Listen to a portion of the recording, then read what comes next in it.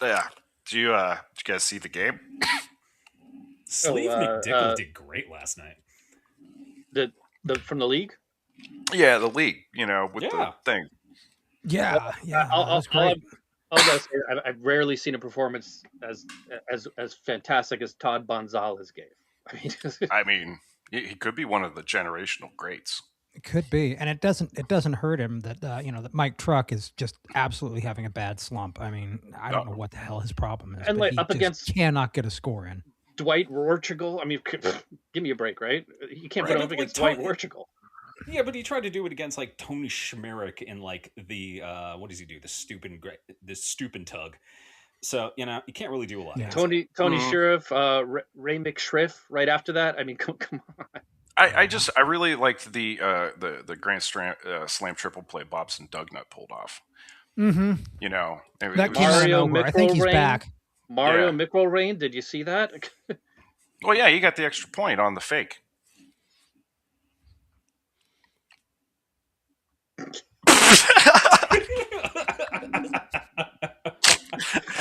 Well, then there was the 3-point triple crown winner, Raul Changerlain. Yeah. I really like. What did you see? Did you see? It was Kevin O'Gilney's speech afterwards was pretty undignified. I thought he brought shame to the craft. And who was he we were talking about before Scum? Slev McDickle? Slev McDickle? Yeah, I like he's the only player in any sport I've ever seen where that no one's ever pronounced his name out loud. It's only ever and that's the thing. I don't think I've ever heard him say his name. Yeah, same. No, it's just, like I see the just always on the lower third.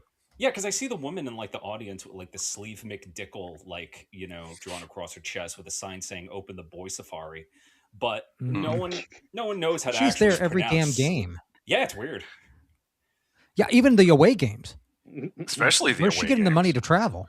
I mean, I think she Dwight Rorchigel, he's pretty jealous. Dwight, I was telling you, Dwight was really coming through. Scott is it Dork? Dorque? Dorque. Yeah, he's from Montreal. I wouldn't want to,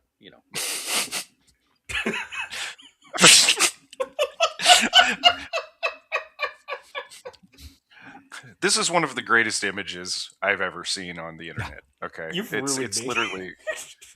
I can't even remember what game it's from. I just know the story was. I don't even care at this point. Yeah, it's just like Stroke Simulator. Like you just. It's better when you read it out loud. I wish that someone could do karaoke where they weird the words in real time. Glam Allen Mixon. It's like reading something backwards. Kevin O'Gilney.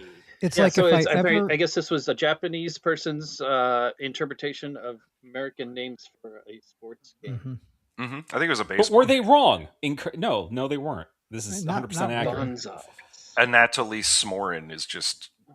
what I love is like at least one of the names, either the first or last name, is usually okay, but not both. Like Willie? Well, no, that's easy. Jerome? Jerome Gride. Shaun? There's a Mike. Yeah. There's a Glen Allen. I know. There's also a Todd. A Todd Gonzalez. There's a Tony, Evan, a Raul. Todd Gonzalez. Yeah.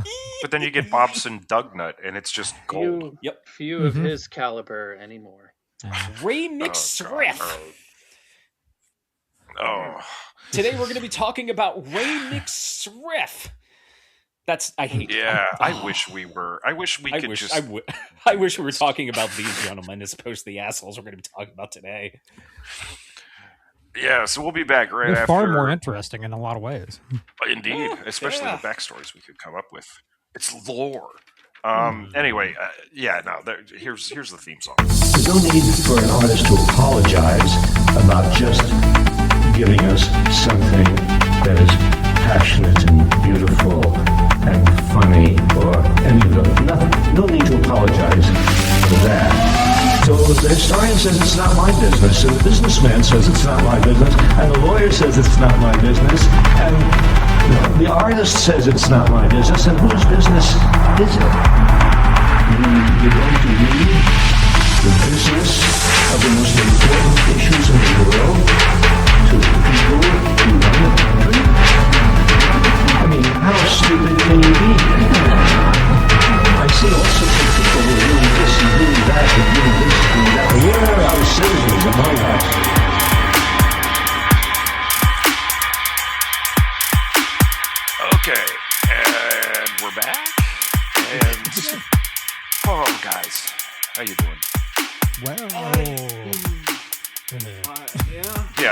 here, let's get this out of the way. Go to neondystopia.com. There's fiction there. Yes, Okay. we have fiction. And then go to patreon.com/neondystopia and kick us $1 if you want. It helps us pay the writers and keep the lights on. We know everything's crazy. The Strait of Hormuz has nothing to do with our operating costs at the moment. No. Yeah, there will be no supply chain shortages. Yeah, we're not going to be asking for $2 or throwing ads on this regardless. This is just the hobby that's spiraled out of control. What else? Can you imagine what ads on here would be like? Just the stupidest shit you ever heard. I've been toying with the idea of just like doing fake ad reads for products that don't exist, but it's just I don't even like look. We did that for a bit. We did the horrible sponsors, but then they started to be too real. I was writing them, and I was like, "Oh, that one exists. It's too much like a real one." That's actually a thing. We had to leave that one. Welcome to the age of no satire. It's just Yep. I mean, oh shit! Not only is that a thing, but they've got a special this week, according to this ad I just got on Instagram. Poe's Law, be for real. It's Poe's Law's a motherfucker, man. I mean, all right, here let's get into the news for a second. Today, unprompted, in that way where you like walk into an office break room and say, "I didn't just shit my pants." Melania Trump got on front of cameras and said, "I had nothing to do with Epstein," and it's like, homie, we have the photos and the emails. What are you talking about? Like, you can't do come this. out. People were posting the video with the picture of like the four of them. Like, Ghislaine. I think she's friends with Ghislaine. She was still fucking. She was emailing her. You know what I mean? It's absolutely trafficked to Trump as part of their whole fucking sick world. She's basically like, maybe if I say something, my handlers will treat me nicely. I don't fucking know. It's weird. It was strange. It's one of those things that when the lady doth protest too much, this late in the fucking game, right? There's the big speculation right at the moment, and I hate delving into that sort of bullshit, but like the great speculation at the moment is that something really, really big and like undeflectable is about to happen with all this. And I think a lot of it is that globally, like we're starting to see in Poland, they're absolutely going after people who are on the Epstein list. Yeah. You know, What's other countries like? are absolutely I really wonder going what's after. that like. They de-princed a prince or whatever. I didn't even know you could de-prince a prince. Yeah, you could defrock them, but I guess so. Yeah, you you suck can get the them addicted to painkillers, but you can't. Anyway, I'm sorry. You just suck out the mandate of God out of their blood, and suddenly their incestuous. Is that how no it works? That explains some of those weird medical instruments I saw in one of those Dracula movies. Yeah, it's like that one. It's like that one. Instruments called it's like that one Jordan Peterson thing where he thought that's like a very porno good was medical instrument. Real or whatever the fuck it was. Yeah. What were we talking about? Yeah. I was just thinking of dick sucking machines. Let's see what else happened. African Bambata died. No, shit! I didn't know that. God damn it! I kind of. In just old age, he's like 67 and a pedophile. So as long as we're on topic, we might as well just keep going with it. I do have good news at the end of this. Moving along. Oh yeah, a bunch of shit in the 90s came out about that. And it was one of those things that they kind of gloss over a lot because, Planet Rock is a banger. But it's funny. I didn't know about any of that shit until I actually saw him perform at the U Hall, this U Street Music Hall. And he was the headliner that night. He was using Serato and he couldn't get it to work. And it was just kind of like one of those moments of like, interesting. Like I can, bam, I'll help. Like, what's up? And then later somebody was telling me outside, he's like, oh yeah, no, man, I'm just here to bucket list, like I always wanted to see Bam live, but that dude fuck kids. And I was like, what? So, that's just something you drop casually into conversation. But, yeah. U Street Music Hall was great because they had re-entry. So I was just out for a smoke and I find this out and I go back in and I'm like, everything smelled weird. Ruined. Yeah, I mean, I have a bit of good news. By the way, if you're a fan of 80s hair metal, don't do any research. Oh yeah, man. Yeah, unfortunate. Just stop. Just it's that one character. Was that the Hard Times had that great one recently? Hard Times, they had that one recently where they were just like,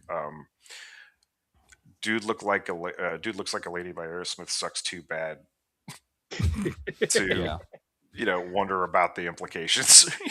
Well, that the cocaine clown from Metalocalypse was based on a lot of people. Roxo. Roxo. Heinous. That's perfect show. Good Watch Lord. it every Sunday.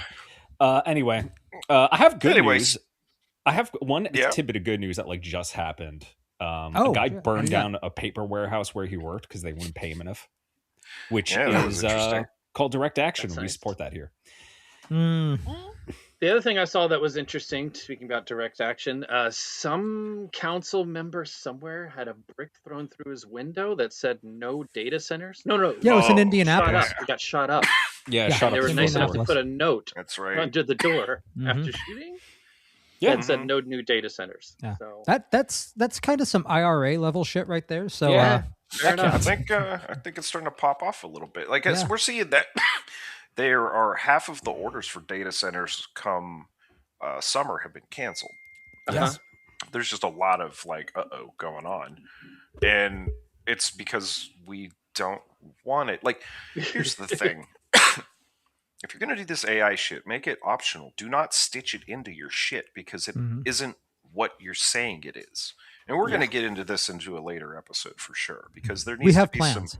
We have plans on like trying to disambiguate what is you can call AI. Like, I mean, I don't have a problem with using an algorithm to do things.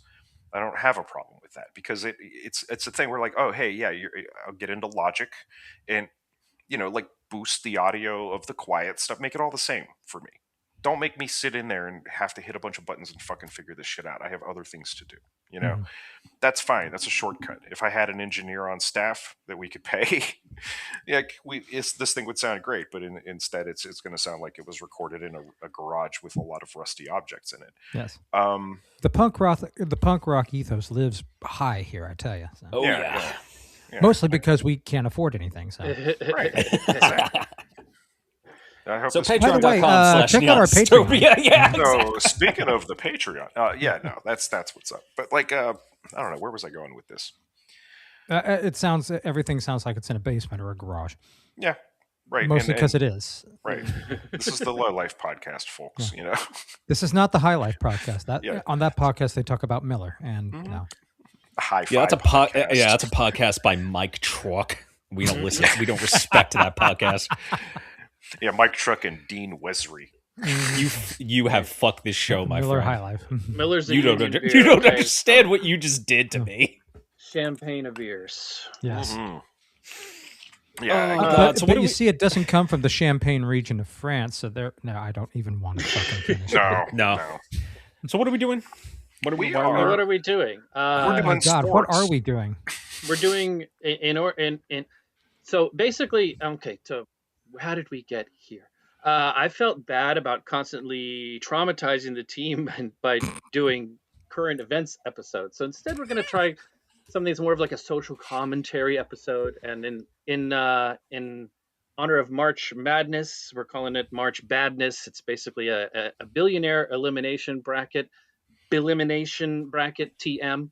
So we're going to go through a list of billionaires and put them head to head, and we're going to be rating them on a system that we developed called the edible system. Each round is going to be rated on one of these characteristics.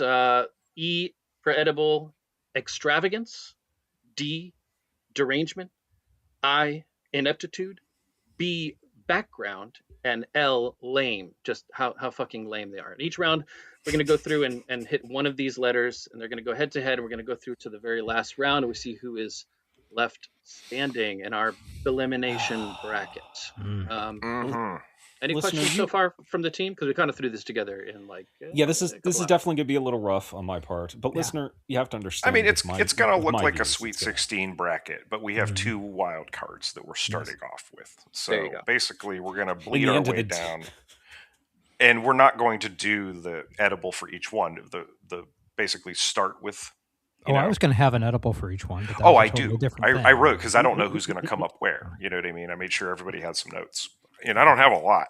You don't need a lot with these motherfuckers. No, I'm not doing a bio here. Yeah, sorry if we're going to be a little unfair in some of our ratings, but it is what it is. It's all for fun. Yeah. So do you want to go down and hear the whole list? I can kind of read them off. Nope. Okay. We just I think we should start with the Just jump in. Yeah. Are we ready for the first heat? Hit it. Wild card. Okay. So this round is going to be rating on extravagance, and we have two wild card teams. First matchup is going to be Mark Cuban versus Sundar Pichai, and the next one. Let me scroll over here. How do I do that? Who else is on the wild card bracket? I can't seem to get over there. We're experiencing technical expertise. I'm trying to be positive. I'm working here. I'm gonna vamp. Let me vamp. Okay. I have a Starfield problem. It's real bad. Are we just gonna go straight there? Yeah, I don't know. I have nothing else to talk about at the moment. There are other things in life. We just don't know what they are. So yeah, Betsy DeVos and Alex Karp. Alex Karp. There we go. Oh, sweet. Okay, cool. Oh, man. Oh, God. All right, so first head-to-head, we'll do Mark Cuban, Sundar Pichai. Extravagance. What can we say about Cuban? Well, Mark Cuban owns sports teams. I don't really consider that extravagance. He is worth $6 billion, though. Hang on a second. Hang on. Let's just stop right there. You don't consider owning sports teams to be an extravagance? Like all the things that these people can spend their money on. It's one of those things that they all seem to buy, though. Yeah, it's such like, I know it's bougie as fuck, and it's also just you wanking off, but like, it's such a common occurrence. I don't care. It's like such a nothing thing to me. We can't put that as extravagance, however. I recommend we can do that. I mean, keeping in mind that Tom Brady, I'm not even sure if Tom Brady is a billionaire, but even if he is, he owns like a portion of the Las Vegas Raiders. Michael Jordan he's a minority. Like a NASCAR team or something. He's a former principal owner and currently a minority owner of the Dallas Mavericks. Yeah. Okay, well, he's busy at the same time. That's the basketball team, right? And that should tell you something that I have to ask, because basketball is not the sport that I watch. So. No. On a scale of 1 to 5, how extravagant would we say the guy is? And I want to say for just for spending money on owning sports teams, I would consider him to be at least. Do you consider extra points for being a TV personality to extravagant? Yeah, that's a little extravagant. Yeah. I mean, he is kind of. He puts his foot in his mouth a lot. That's all I'll say about Mark Cuban. Like a lot of liberals will say he's one of the good ones, quote unquote. Well, it's because of that prescription drug thing that he has going on, which isn't a bad thing. Like, honest to God, he is kind of pretty American, actually. I think most of us. So, like his extravagance, you can kind of cut a point off, I think, for that. Just because it's like, all right, this seems okay. We haven't gotten to the part where I eat that word. You know, like I'm sitting there deleting old Facebook posts where I was like, "Hey, this guy was cool." You know, like this is legit a thing that's happening right now. It's helping a lot of people. So, it's not like another one of our contestants say just like force vaccinating a bunch of people. But there is like this is more like a hey, you need some fucking There is like the underground when we talk about stuff like people like Mark Cuban, though, and we'll probably talk about it more with Bill Gates. There is a systemic problem with that, though, because like we shouldn't have these rich fucks have to fill a void that like should be filled. No. But it's rare by, to see one. Like real experts. It's rare to see one at that level do more than like build a library or attach their name to a building. Yeah, that's especially true. This crop. Like so for extravagance, only seems a little better by comparison. It doesn't mean he's good. He's got too much money, but like, I gotta for that one. All right, so I had him at a 3. You say you guys want to take him down a peg, put him at a 2? I was actually thinking 3. No, actually, I think 3 is pretty I think fair. a 3 is pretty good. Yeah, I think 3 is pretty reasonable. I mean, very. I think you're running a sports road, team and all of the fucking merchandising and stuff. I'd put it a 4. Yeah. But then because he's actually kind of kicking back a bit, I'm like, all right, you get that. Okay, so we're gonna say as extravagance, we're gonna put him at a 3. Yeah. And he's going up against Sundar Pichai. Sundar Pichai was on my bracket. So the thing I found out about Sundar Pichai is he's really pretty fucking boring. Exactly. Yeah. I mean, I think you have to be boring to run Google. Yes. He's a McKinsey guy. He came to Google from McKinsey. So that tells you a lot right there. Fart sound. Don't candy code it. Don't candy code it. CoinOps. Tell us how you really feel. A turd emoji. Okay, keep going. So, I mean, that's kind of just it as far as extravagance goes. I don't want to get too much into his background and stuff.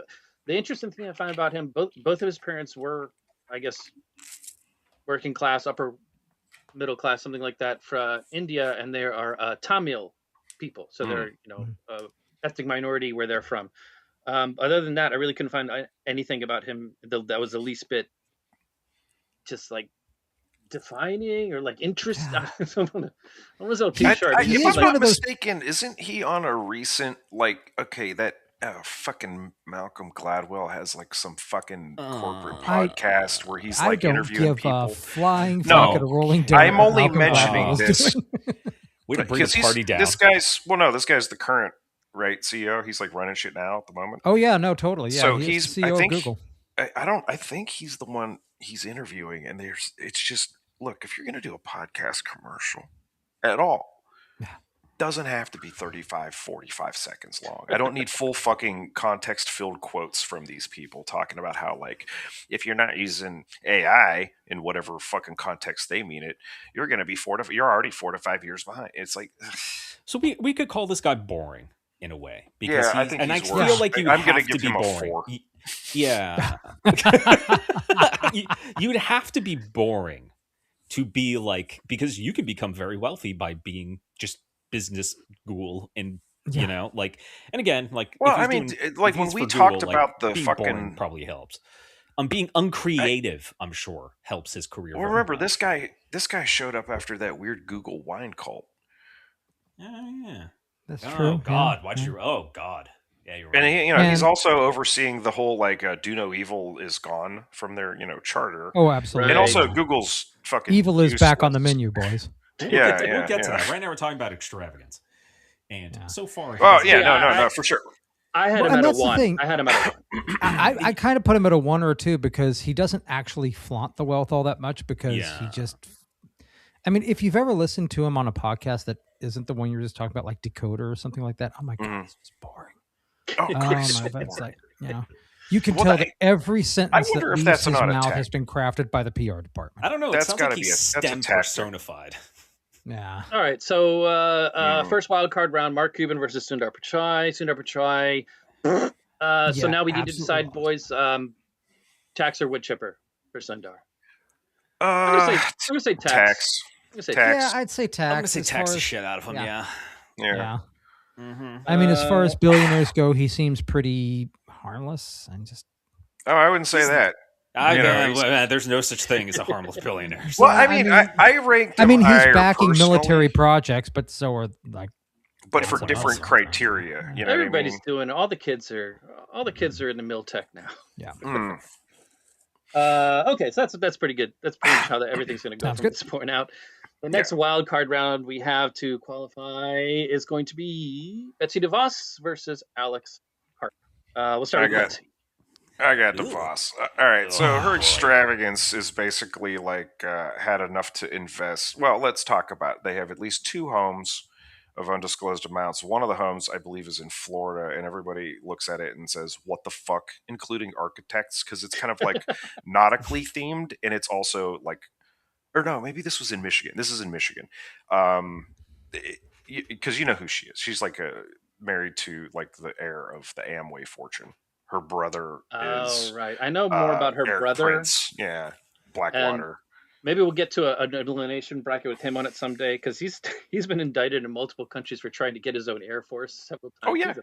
Oh, my God. Prince. Well, yeah, he deserves his own episode.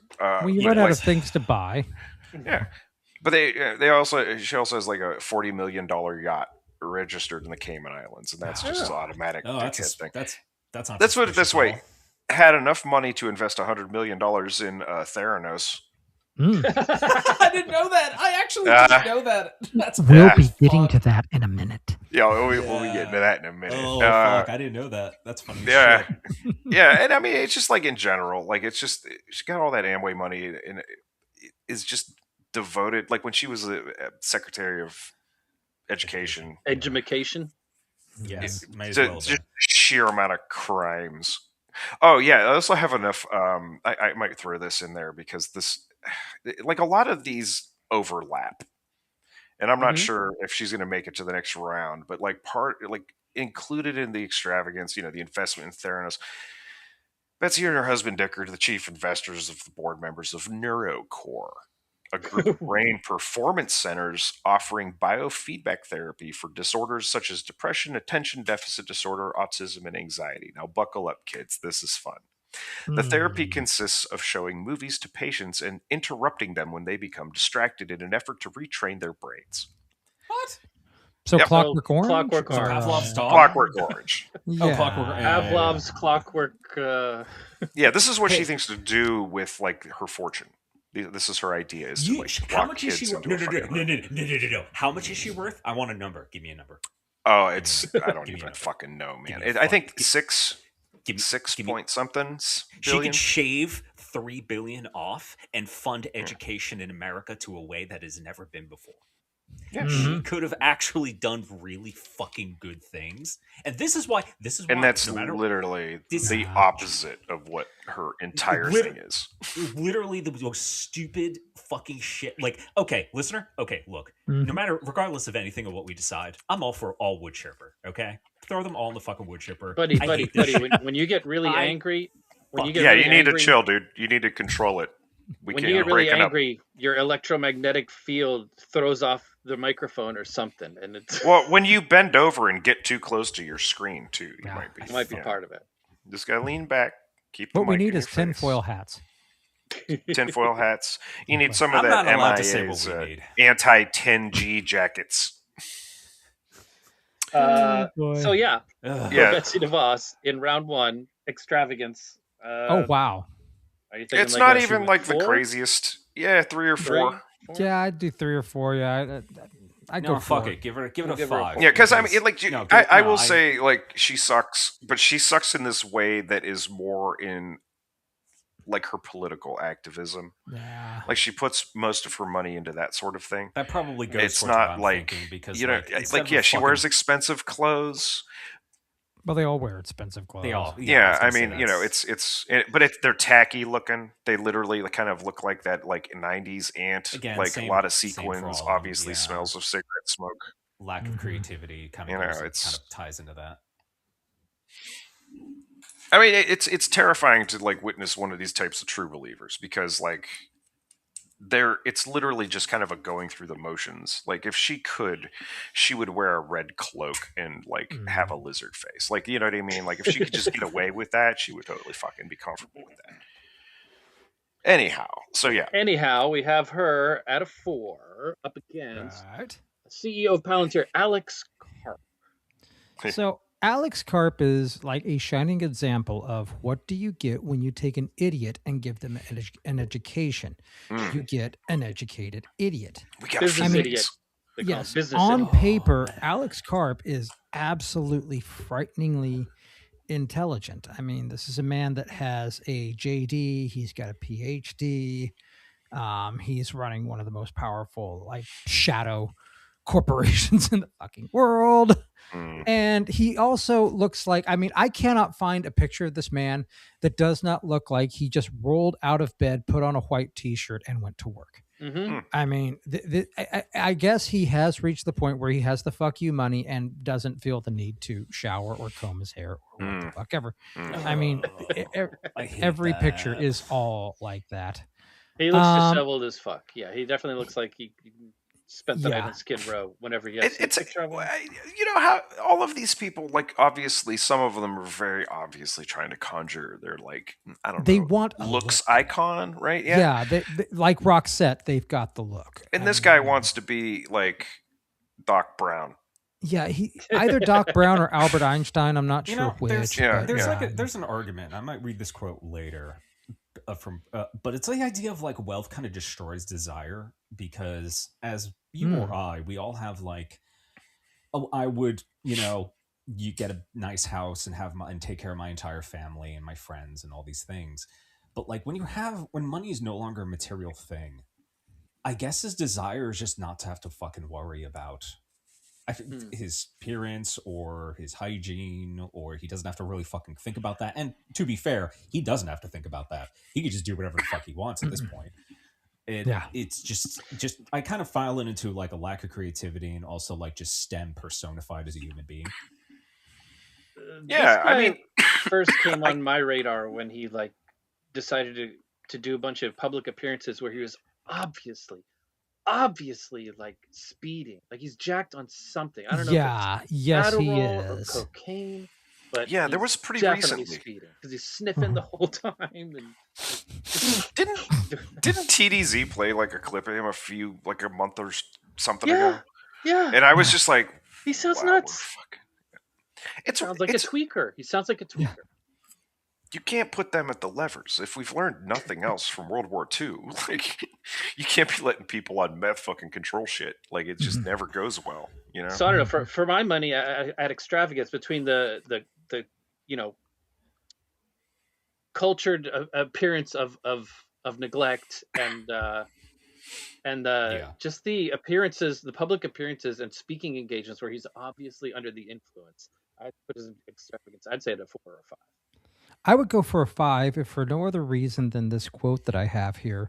When a reporter observed that he owns 10 houses around the world, from Alaska to Vermont, from Norway to New Hampshire, Karp joked that, quote, "You have to reframe that as I have 10 cross-country ski huts." Cool. I'm just going to read the... Oh, that's something we should I cannot fuck this off hard enough. He wins. Like he moves to the next round. Yeah. Here's something I think we should do. When we have a winner, the loser, you get to read the rest of the notes. Just to get it out. Or at least high points. Yeah, high point. Because I don't have, it's not a lot. Each thing's like a half page. If we got to ineptitude, okay, there was invested the $100 million in Theranos. Also, diverted coronavirus relief funds to private and religious schools instead of public schools and public. God will take care of everything. Right, and tried to cut funding for the Special Olympics in 2019. That's special. Well, they were coming after her, you see. How do you believe in God being a billionaire? I don't understand that concept of being religious, but also you believe that you are God, so or you believe that God smiles on you because of the prosperity gospel bullshit that is prosperity gospel. Prosperity gospel. She's clearly doing the right thing because she has all this money. Never mind that all this money came from a fucking pyramid scheme. There's also she hated Trump.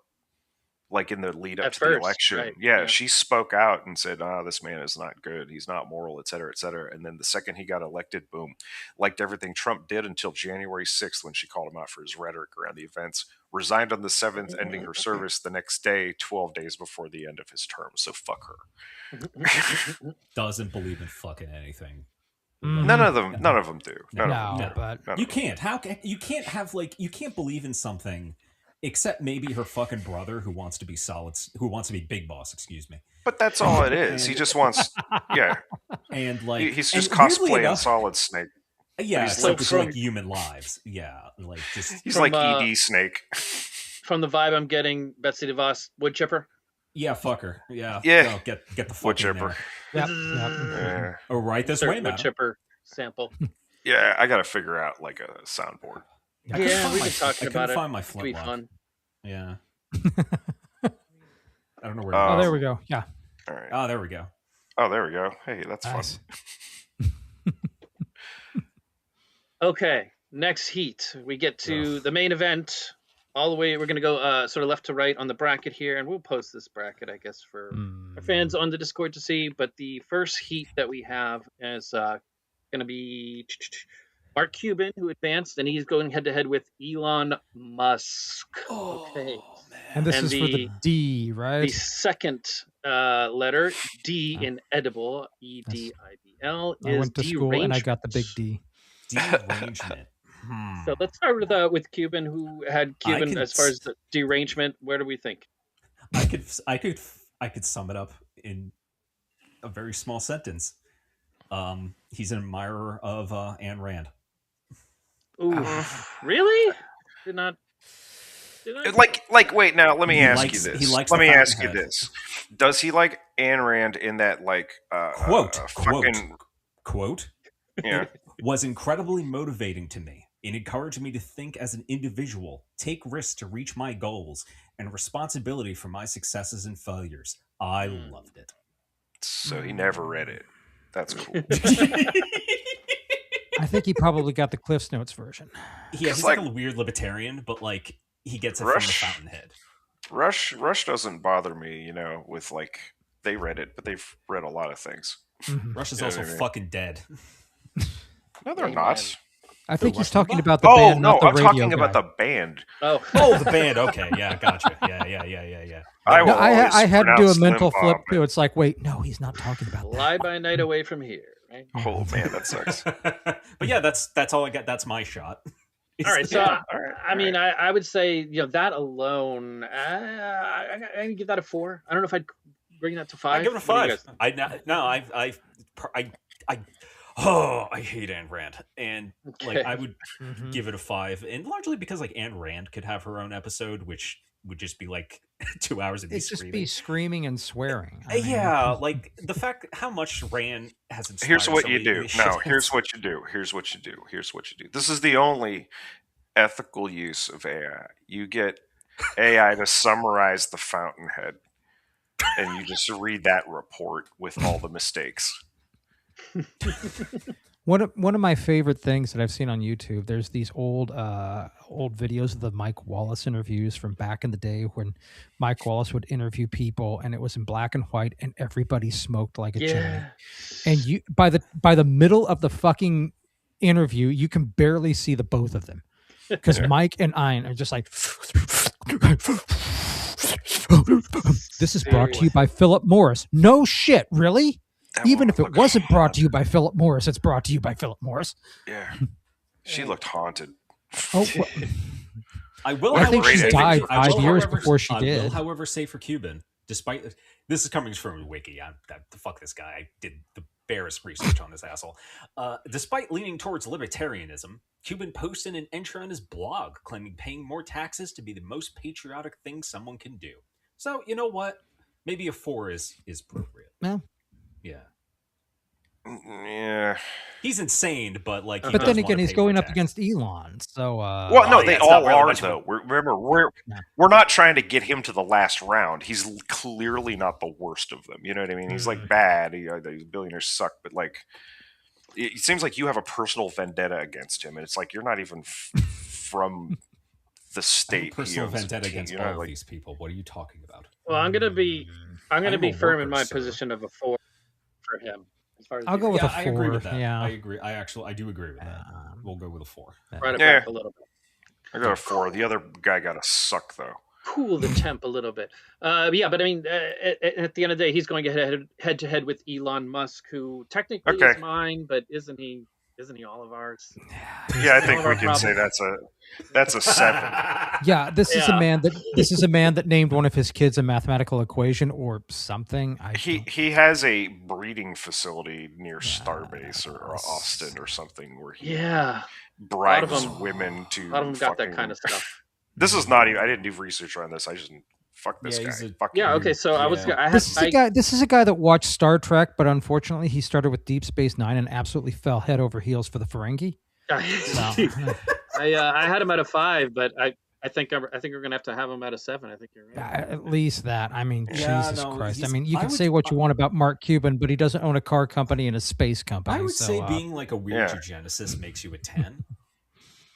Because that's weird, dude. I just think, because like Mark Cuban never blew up a $3 billion rocket on and laughed about it. Yeah, you know if we're talking about derangement, like Mark Cuban's a weird libertarian business ghoul, but like Elon Musk believes in like that his semen is somehow superior to my semen. Which is incorrect. Mm-hmm. I can't wait till we get to another one. Like he's straight up a eugenicist. So I'm sorry, I have to give him like the maximum for that because like, dude, that's weird. Like, it's let's say Hitler salutes. Yeah, it's weird to have a breeding facility. Yeah, like that's derangement. That's just weird. Okay, I'm back. Yeah, if you're on Polymarket, you could bet on Musk to be in the final. Mm-hmm. Like we are not sponsored by Polymarket. Disregard that. He's gonna exceed the limit of points.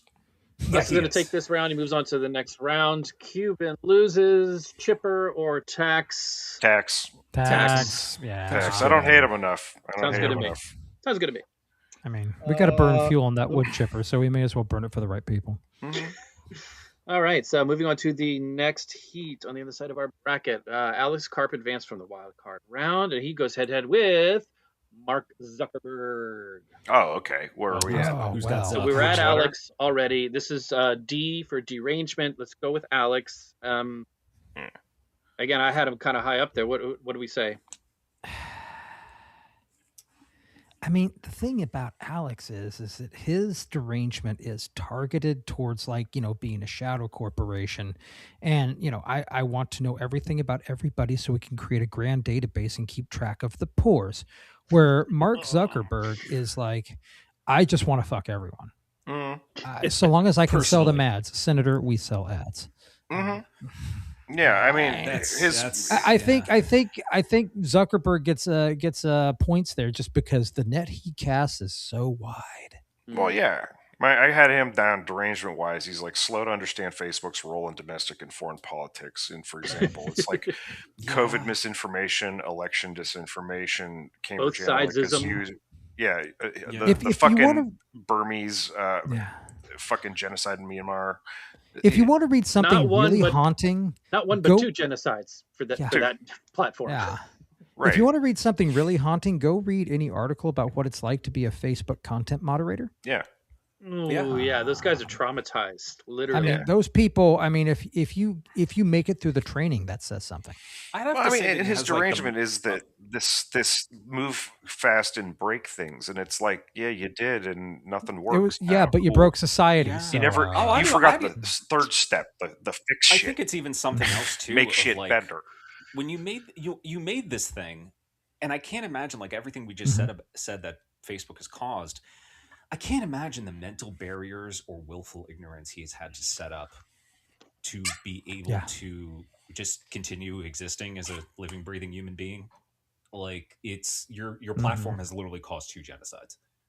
Like, I don't understand. And the thing is at least Alex Karp shows some emotion. Granted, he's on speed or Adderall or both or whatever. That's emotion, that counts. Mark Zuckerberg looks like I am human person too. Look, I smile at the appropriate times. I work out and get big, strong. Yeah. So bad. He might be a sociopath. He's got like he's like whatever alien race that fucking.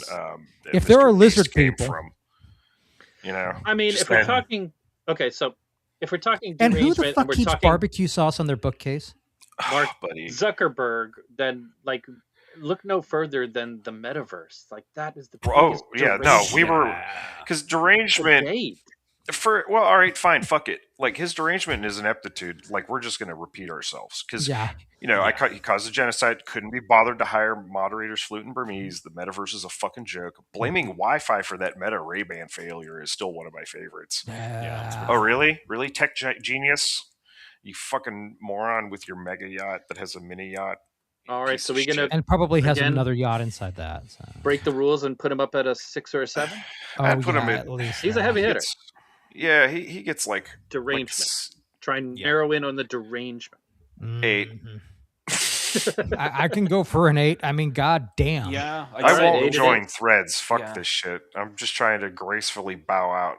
I have a Threads account. I don't even remember the password. Yeah, it kind of sounded like we had Alex Karp at around a 4.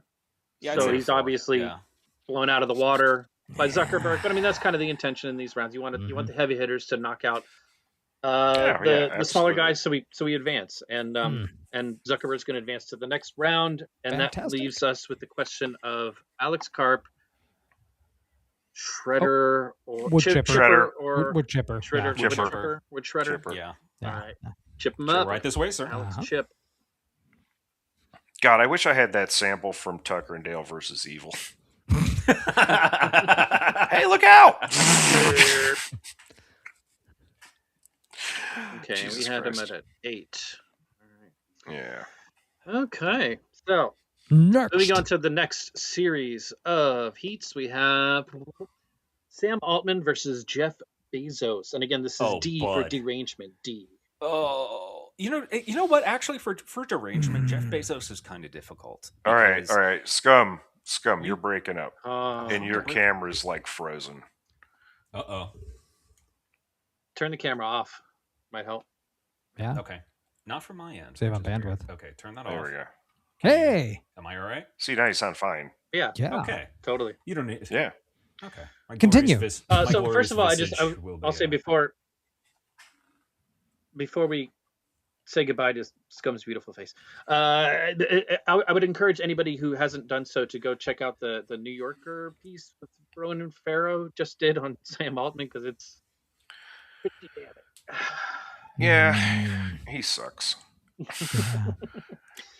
He sucks in a number of ways. And as far as derangement goes, I mean, the first thing that comes to mind, besides just being like a fucking sociopathic liar in apparently everything he does and says, he was going on that press junket tour that was like, oh, I'm so scared of AI, I carry a cyanide capsule.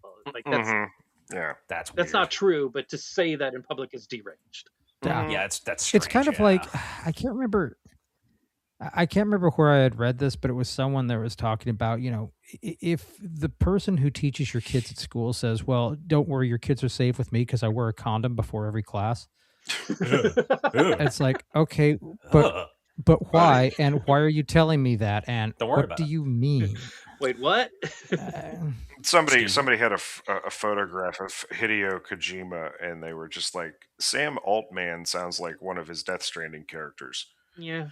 And I was like, yeah, that's the actual funniest thing that I can think of about Sam Altman. He's just not.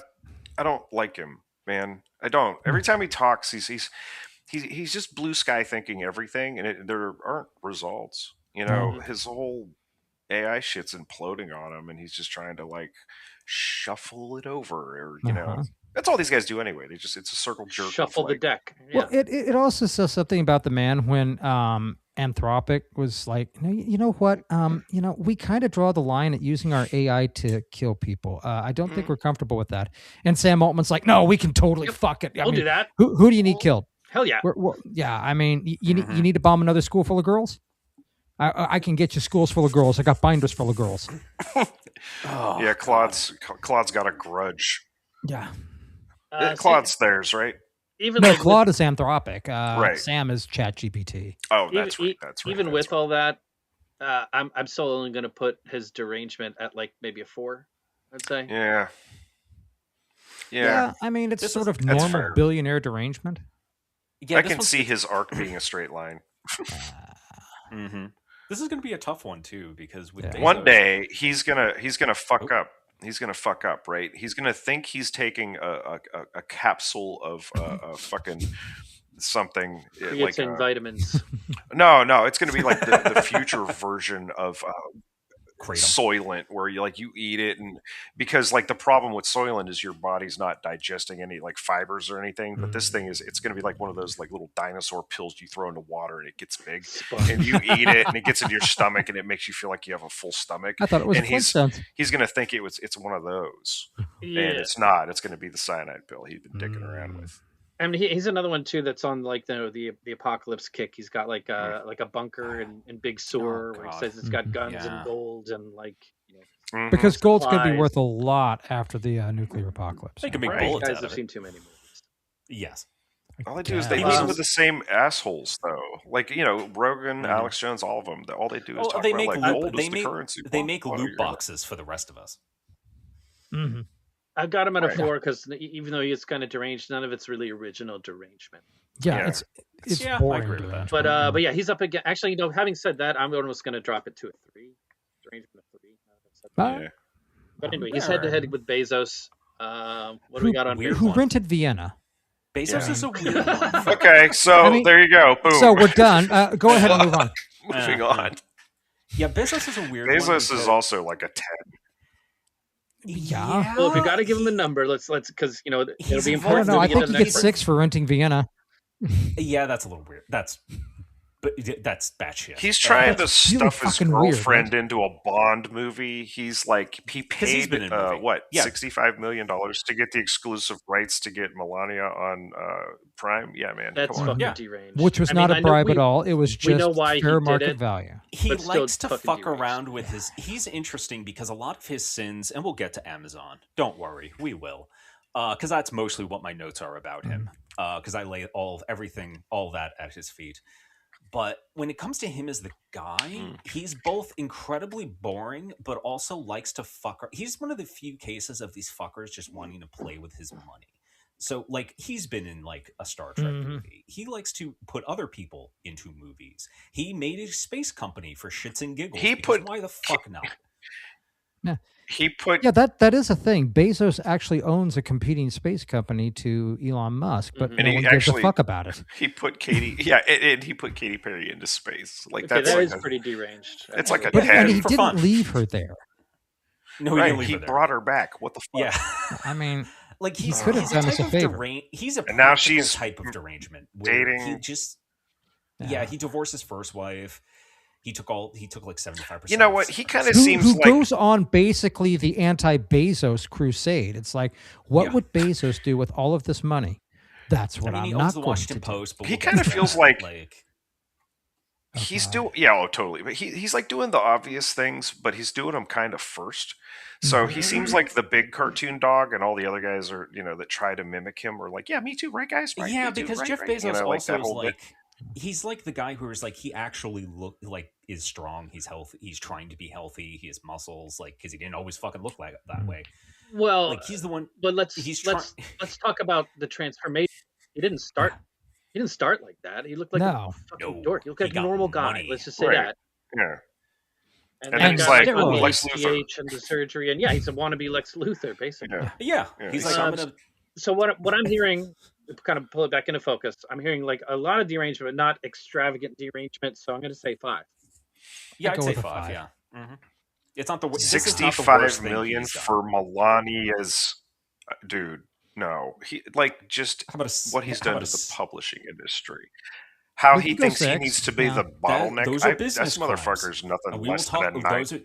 That is a business crime, and we will talk about that. Yeah, but how he justifies it. Oh, how he justifies it? Yes, batshit. This motherfucker is so deranged. He has cameras in delivery trucks to penalize people for taking a piss. That's true. Fuck this guy. Yeah. They have grieving like capsules in some of their fucking buildings where you can just go into this room and cry. You can go scream. Right. Scream booths. Yeah. Fuck this guy. You want to bump up to a 6? Yeah. 9. 9. You want to go 9? 9. No, I don't think he's that. I don't think he's. These are crimes. I'll go 8 because he did put like Captain Kirk in space, but like that's it. I won't go lower than 8 because I'm with you. And with that 8 is secretly an 8.5 in my head. Yeah, like we'll talk about his crimes, but for like just sheer weirdness, there's not a lot of it in him. A lot of it's just him being a monster. But we'll get to that. So I think that's pretty fucking weird. I think it's pretty fucking weird to shut down entire industries. He's basically like the virtual version of Walmart. Fuck this guy, and he thinks it's fine. All right, so we're gonna put him at an 8. Thank you. And I'll fight you. You're the fucking wood chipper anyway. Like, come on. And that means he beats Altman, who I think we all agree he's going to get fed to the wood chipper. Yeah. C8 for Bezos. Got it. Okay. So that takes us over. Oh, so he will advance to the next round versus Elon Musk. Okay. We'll deal with that when we get to that branch. Next, we're going to the matchup of Alice Walton and Palmer Luckey. Who are these shitheads? Unreal. Alice Walton's Walmart. So Alice Walton is ahead, of course Alice Walton is the heiress to the Walmart corporation. Oh, fucking Christ. Has an estimated net worth of around $116 billion. What? And yes. Well, it's Walmart. I mean, Walmart has a lot of money. In case you haven't noticed.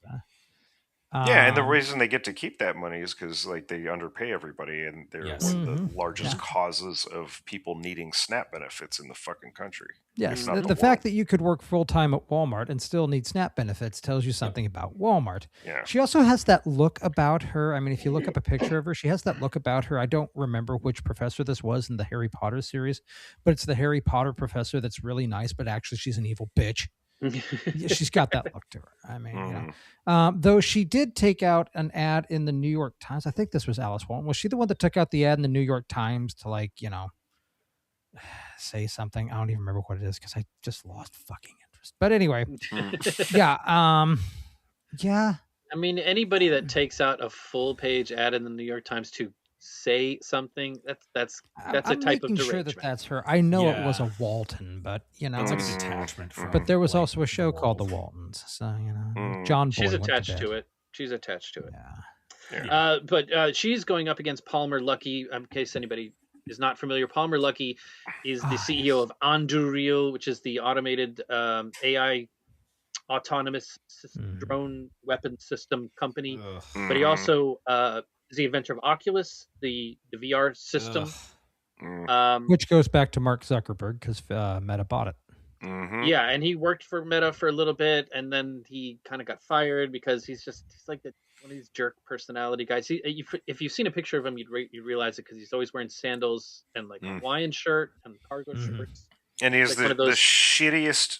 Just it's not even a soul patch. It's like his goatee. It looks like Imagine the worst truck stop in the world, and the only thing you have to dry your hands with is one of those things that has the looping piece of cloth, and it's been used so many times. It is brown, and that's what his landing strip looks like. Yeah, he has a landing strip, but on his face. Oh, and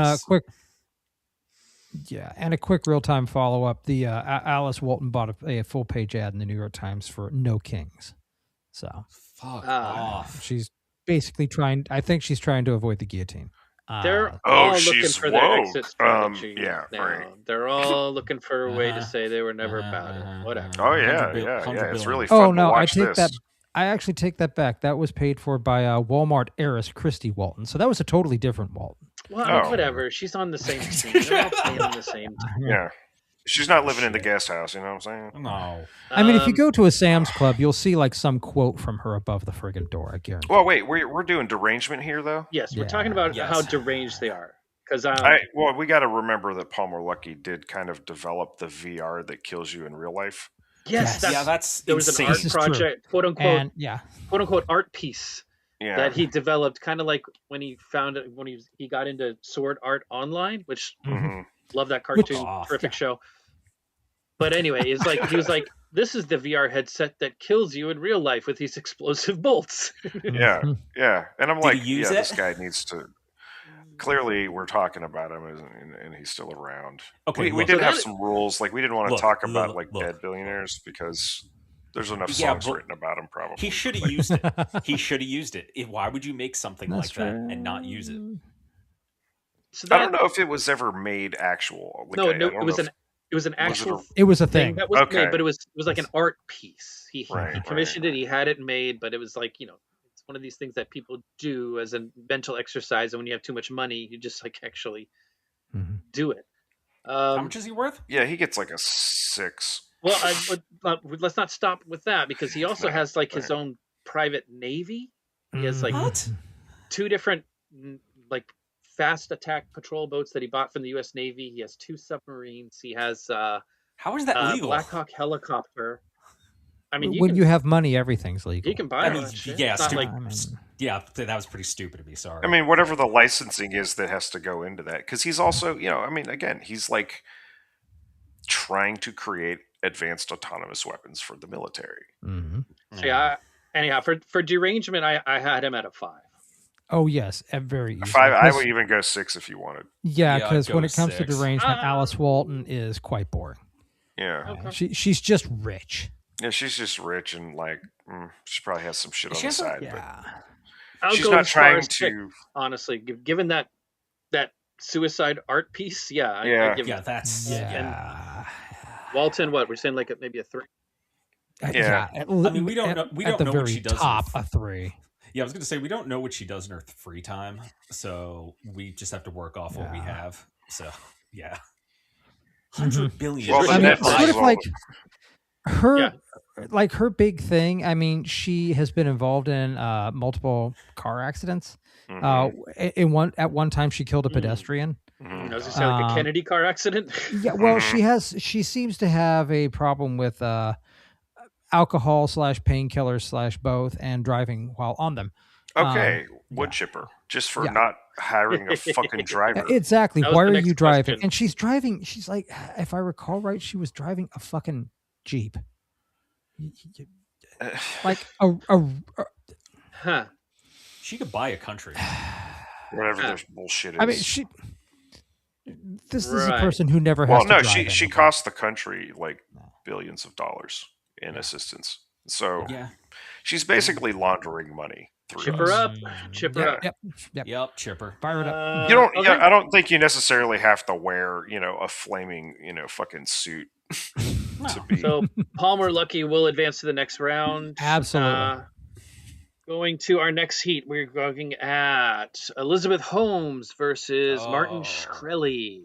Liz Holmes of Theranos. The battle of the pharmaceutical bros. Martin Shkreli of Pharma Bro fame. We're going to start with Holmes. We're going to start with Shkreli. Man.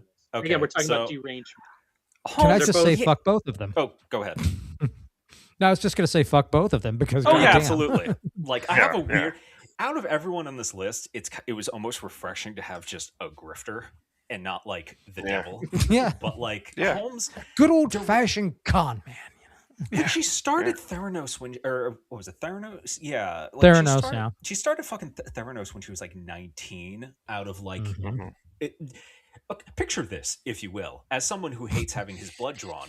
Imagine if you could diagnose people with just a few drops of blood and not have to keep fucking stabbing me because you can't find my vein. And she started out of a fear of needles, which same. And but the thing is like the product is science fiction. You have a box, you put drops in the blood, and it reads it, and it lets you know if you have cancer or not, or high cholesterol or something. And that would never work. I can't say paperware. Every medical professional that looked at this said bullshit. Yeah, like bullshit. There were error reports out the ass, but management kept burying them, and it's like it's incredible how far just straight up lying got you. Yeah, they had a documentary about this like a couple years ago, a year ago? Oh, probably on like HBO or something. It's very much the same story of Sam Altman, just failing upward and having benefactors. Sam Altman, well, except in this instance, it's just vaporware. It's nothing. Like by 31, she was worth $9 billion, and she started this company at 19. And all of that is from just lying. So, like, if we're gonna home in on derangement, I mean, she did this whole thing where she kind of affected like this deeper voice. And like Steve Jobs. She started wearing the black turtlenecks like Steve Jobs. So she started weird. talking like Jobs. It's so. Derangement is insecurity because she was to do that. She's kind of admitting that women are not welcome in the tech sphere, especially during that time.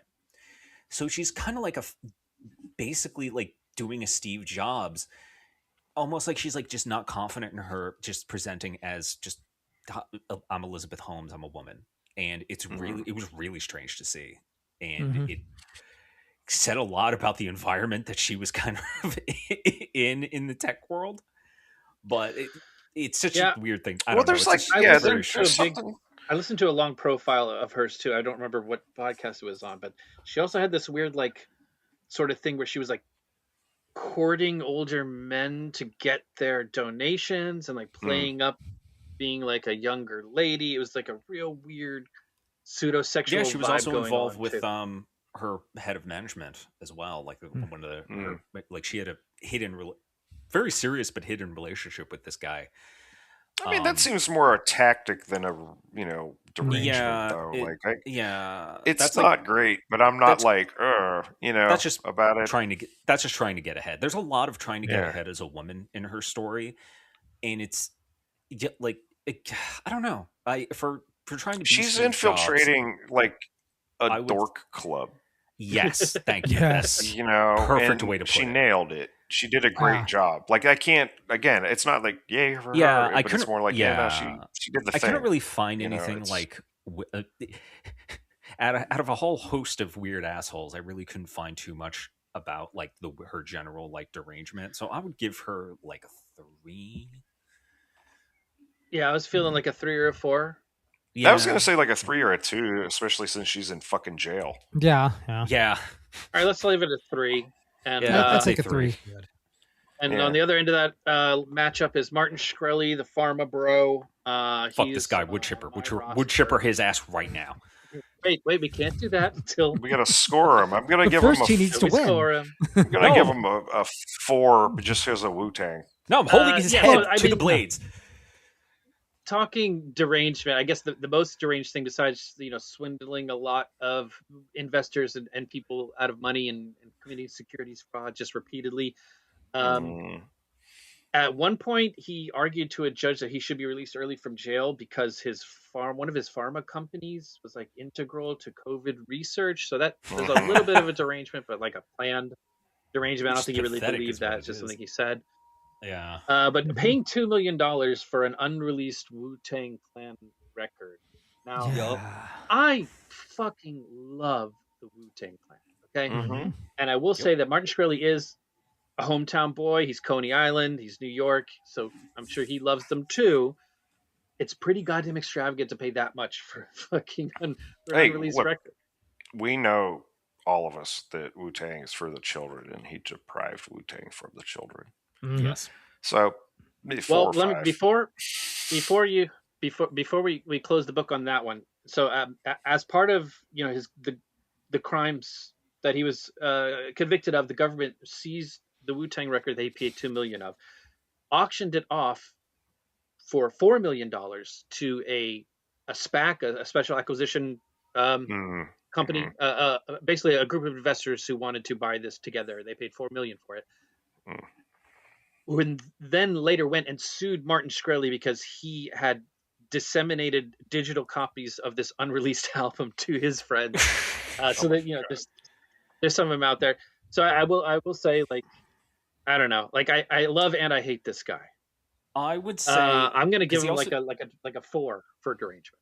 All right, I can do that. He did like stuff with insulin as well, and he also this guy. Right, he kept jacking up the price of insulin and a couple other different drugs. He was like this guy raised like 400% price tag on these things. I would give him a higher score in derangement just because his derangement seems to be like shithead pettiness, because he also did something similar to magic cards in that community where he bought like super rare ones and then destroyed them to like fuck with the market or something.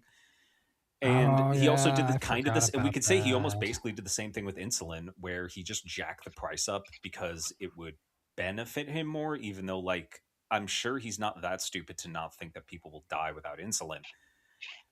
I would give him the cruelty is the point. Yeah. This is like a higher score. This is like a pattern for him, because regardless of what the subject is, he has this history of manipulating markets in any way that he's able to do so, whether it's magic cards or like securities fraud with medical corporations. Yeah, I'm gonna put him at a 5. All right, I can go with that. I put him at a 5, which he smokes Elizabeth Holmes. Elizabeth Holmes. What do you say, guys? Tax? She's not leaving prison till December 29th, 2032. So I think she's thoroughly taxed. Yeah, she's taxed. Yeah. Yeah. All right, so that moves Martin on to the next round. Yeah. And for our next heat, we are looking at Mark Andreessen versus Sang Bankman. Oh man. Tell me what's our letter? We're still on D. We're still on derangement. This is the derangement round. All right, who do you want to go first? I'll go ahead with Mark, because I mean, if you go to Wikipedia, look at the picture of him, and then think, I come from France, from the Coneheads. Oh my fucking god, this man has a cone head. I didn't want to get racist about it, but he is absolutely a fucking conehead. He is not a fucking conehead. I think, not a human. Yeah, I mean, he looks like he might be going for maybe like the Marvel Kingpin look, but he's a cone head. He's a fucking conehead. He's a fucking conehead. Maybe he's like one of those mummies they found in Peru with the skull manipulation. Yeah, he's just one of these That's guys exactly what he looks like. He has the amazing mutant ability for me to look directly at a freaking picture of him and then immediately forget what he looks like. It's It's incredible. Can't unsee that head, man. Like that's true. I mean, no, that's all I see is the orb. You know what I mean? It's just So yeah, I mean, as far as like the derangement goes, honestly, he's kind of a bit boring. I mean, I think it's pretty deranged that he doesn't take that fucking dome to Turkey and get some plugs, man. Yeah, like he's got the money. Like the fact that he shaves his head and embraces it is kind of deranged. No, I mean, I still have. I'm doing okay. It's retreating a bit in the front, but I don't care. Yeah. And back on the sides here. Yeah, I get the little peak going, when I get it trimmed up and stuff. Comb it forward. Mm-hmm. Yeah. I just wear hats. Mark Andreessen could go around with a trucker hat on and it would not change like anything about it. Anything is like habits, like expenditures. I mean, like we have any... he does billionaire stuff. As a matter of fact, he's not even like the richest billionaire on the list. This man's only worth $1.9 billion as of January 2025. Oh, only that's fine then. Yeah, and really his involvement in things has been like, it's almost like tangential. I mean, that's the way to do it. That you're never responsible. Yeah, I mean, when you look at his career, and his career features, some highlights such as IBM and Netscape. Wow. I mean, all right, fuck. It's like, okay, so the most recent thing about him that I'll say that was fucking deranged was there was an interview somewhere, and he said to somebody, he said, I don't engage in introspection. I don't do introspection. That's and like the way he was talking about it, I almost wanted to ask him, like, do you know what that means? Yeah. Like, do you know what that word means? Yeah. That's concerning. He might. What he could be saying is, I don't have an inner monologue. Well, literally, he was just like, I don't look backward. I always just, just moving forward. And I don't know. That's. I can just see him walking through like a busy office with cubicles, and he just walks up and drinks coffee on one person's desk and just throws it over his shoulder, moves over. Yeah. Springs up a flag on another person's desk. I'm random. Yeah. And he. So what are we thinking? And like politically, he just moves from like whatever's in power to whatever's in power. Yeah. He wasn't a Trump supporter until it was worth his while to be a Trump supporter. Give it a number, and I want to remind the host it is a 1 to 5 system. I do a 3. Yeah. Okay. I can see. I do a 3. I mean, he's kind of baseline. Now, who are we up against here? He's up against Sam Bankman-Fried. Okay, never mind. We're doing derangement, effective altruist. 5. Let's go. Thank you for playing, Mark. We appreciate your care. Yeah. For those who don't know, the effective altruists are these are a group of idiots who say they want to use reason to do the most good possible, but that always seems to involve eugenics, i.e., allowing massive amounts of people to die in order to allow them to, whom they deem worthy of the survival. Yeah, it's like a weird parallel. It's like a weird parallel to the Zissian movement. Yep, kind of. I was going to say the Rocco's Basiliskian kind of shit. Yeah. Higher than 5, then. Like it's always so weird that these. That's higher. Even though I just reminded everybody that it's a 5-point system. Yes, I'm thinking higher than 5. Yeah, he could be like a 6 or a 7, but like the thing is he also at one point spent $135 million for the naming rights of the Miami Heat's basketball arena. Because it was like FTX Arena or some shit for a while. And then that's right. He spent $30 million on a Super Bowl ad. If you get even the least bit into how FTX came to be and was run, like he is absolutely deranged. He was just like, oh dude, he would play League of Legends while on calls. Okay, I would give him a 7 for not having a breeding camp. Well, here's the thing. Had he not gone to prison forever and ever, didn't he also defend himself? I don't even remember. I think he did, it was one of those things where until it really started going bad or something like that. Oh, it went so fucking bad. I'd still stand by a 7, even in prison. If he wasn't in prison, I'd give him I would give him a lower number, but well, I mean, or a higher number. Because like I don't know, like a 7's probably good. Because he's kind of like the opposite of Elizabeth Holmes, where this guy was just a wacky piece of shit the whole time, and like. He was like one of these guys who were like, yeah, man, I'll help Musk obtain Twitter. I'll give you $5 billion. And then he didn't. This is, I mean, I hate to say it about like a piece of shit like that, but I almost want to say like his heart was in the right place. Like he wouldn't strangle a dolphin if given the opportunity. The weird thing about these billionaire optimists, what was the name of the organ? Like the effective altruism. The effective altruism. It's amazing how all of these sort of like billionaire optimist clubs or what the hell ever aren't just into spending money to solve the problem. Right. Yeah. I mean, it's like how do we solve homelessness? Well, obviously with eugenics, we don't actually just buy houses for people and we don't give people our money. Like that would be. I've never pumped my own gas, but I know what the poors need. Yeah, yeah. Like get the fuck out of here. It's the idea of like even just being a billionaire is. It's just you kind of can't help poor people at that point because you are the problem. You are the actual embodiment of what is wrong with everything. Yeah.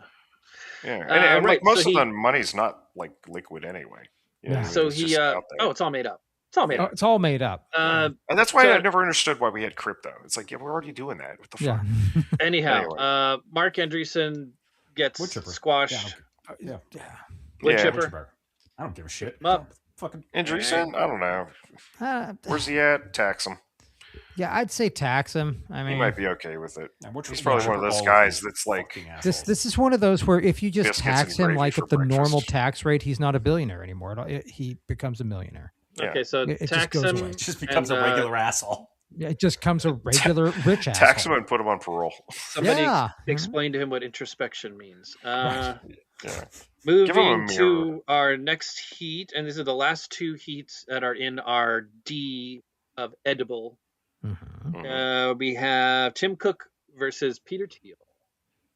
Goody. Man. So, derangement. I'll head up with the Tim Cook one and say that he loses. Because Peter Thiel, because his derangement is incredible. I mean, it's also his lameness. I mean, that's the problem with Tim Cook is there is really no derangement there. There's really nothing.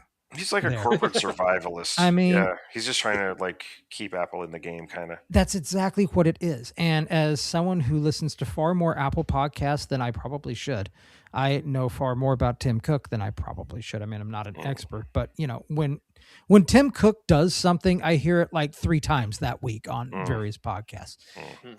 But the thing is Tim Cook really doesn't do anything. I mean, he gave Trump that trophy, but that was just ass kissing. I mean, okay, fine. They're all ass kissing. I mean, like half the people on this list kiss Trump's ass. Or he did the worst AR headset ever. Well, yeah. I mean, that's how his derangement is. No. Yeah, but that wasn't even. Well, I think it kind of is thinking that people are going to spend $3,500 fucking dollars for this. Yeah, and he had to stamp it to put it out and approve marketing. Yeah, that is. All right. You kind of sold me on that being derangement because while that is deranged, I feel that Dan's right on this one. It's not nearly as deranged as. Can we talk about Peter Thiel for a second? Peter Thiel's derangement. He believes the Antichrist is coming. Antichrist Peter Thiel, please. Yeah. So I don't know what else you need. I'm not even sure, but in Tim Cook's quote unquote defense, I don't know who you could put him up against even on this list that he would seem more deranged than anybody. I mean. No, he's quite boring. Yeah, that's the thing. You went from Steve Jobs, who was frankly fucking crazy, but maybe not crazy in the best ways, to Tim Cook, who was just like the corporate line. Mm-hmm. So. He was like genetically engineered to be that guy. Yeah, exactly. So. Like this is what cloning gets you, folks. He's God's. So let's talk about Pete. Peter Thiel. I literally under derangement believes the Antichrist is coming. What else do you need? Yeah, I mean, fucking Jesus. So I mean, I got everything else. I could read all. We could just accept him as conservatively put him at an 8. At least, I mean, and it's weird, dear listener, that we didn't mean to put 2 gay billionaires up against each other, but that is kind of what happened. Actually, make it a 9 just because he's the most closeted gay man who's ever existed. Exactly. I mean, at least Tim Cook is out. Tim Cook is out. I've never seen a man hate gay like. Himself, I think there's a lot of self-hatred. Self-hating. There's a lot of self-hatred. Oh, yeah. Like one of his ex-partners died, like drowning or something. Yeah. Like there's some weird shadiness around it. It's very murky. Yeah, Phil Collins wrote a song about it called "In the Air Tonight." He like he's evil, man. He like co-founded PayPal, co-founded Palantir. You know, he was the first outside investor in Facebook. Like he's kind of like the boogeyman behind all of the shit ruining your life right now. But if we're going he backed Palmer Luckey. Palmer Luckey considers him to be like his mentor. Yeah. Which whoa, bud. There are always two Sith Lords, one to be the master and the other to be the apprentice. So for we'll see Palmer Luckey get cut in half by Ewan McGregor. For derangement, I'd give him a 9. Totally. At least it's that. Really weird. It's really weird. I know that we're on a 1 to 5 scale, but when you start seriously bringing the Antichrist into it, you get boosted, son. Well, one of the weirder things he's done recently is he got his. I'm so sorry for our New Zealand listeners, but he's got fucking citizenship out there. He bought a 477-acre estate in New Zealand intended for a doomsday home. Yep, and he's having a hard time with like licensing to get it done. Still not as weird as what Zuck was trying to do in Hawaii, but we'll get to that. Well, when you want overlapping fields of fire like that, you really need a lot of permits. Yeah. He's so fucking insane. Yeah, he sucks. All right. So he beats Tim Cook. Tim Cook. Oh yeah. I'm going to say tax him. Tax him. I mean, tax him. Yeah. He is God's perfect yes man, so I'm going to say tax him. Yeah, tax him. Yeah, he's like the Pete Buttigieg of Apple. Yeah. Our final heat in the derangement phase of the elimination bracket is Bill Gates versus Larry Ellison. Go. Oh boy. Oh, fuck, my earbud fell out. No! You bastard. All right, so for derangement for Bill Gates, I could basically sum up where he is trying... Oh, is this working? Yeah, it is. Yeah, we're hearing you. He tries to appear as a sweater-wearing nerd, which he fucking is. Let's talk about his foundation. And I don't know, like that's the thing, I don't know, like the derangement, this is going to be talked about more about like how much of a fucking scam his philanthropy is. But I would say his derangement is the fact that I do kind of think he really believes that he's helping. But again, by the sheer act of existing, you are the problem. Yeah, you know what I mean. Like I can make an argument that like the Gates Foundation is a gigantic scam. The foundation's worth like $86 billion by itself, and most of it's in stock. You say scam, it's really more like organized crime. Yes. Oh, is it? Alex. Holy shit! Alex Jones is on the show tonight with us. Well, the funniest thing about Gates is that he's one of the few personalities globally that literally everyone, from the most wildly fucking alcoholic conspiracy theorist to like the most sensible person who understands history and politics and like the world around them. You can find some shit to say about this guy. You could start with him charging you for shareware and just like work your way forward. I had that in my notes. Yes, fuck that guy. Was where he lost me, and that was back in '94. Okay. Yeah, I would say capitalism is Bill Gates' biggest derangement. Yes, he's not a sympathetic figure. He does not many such cases.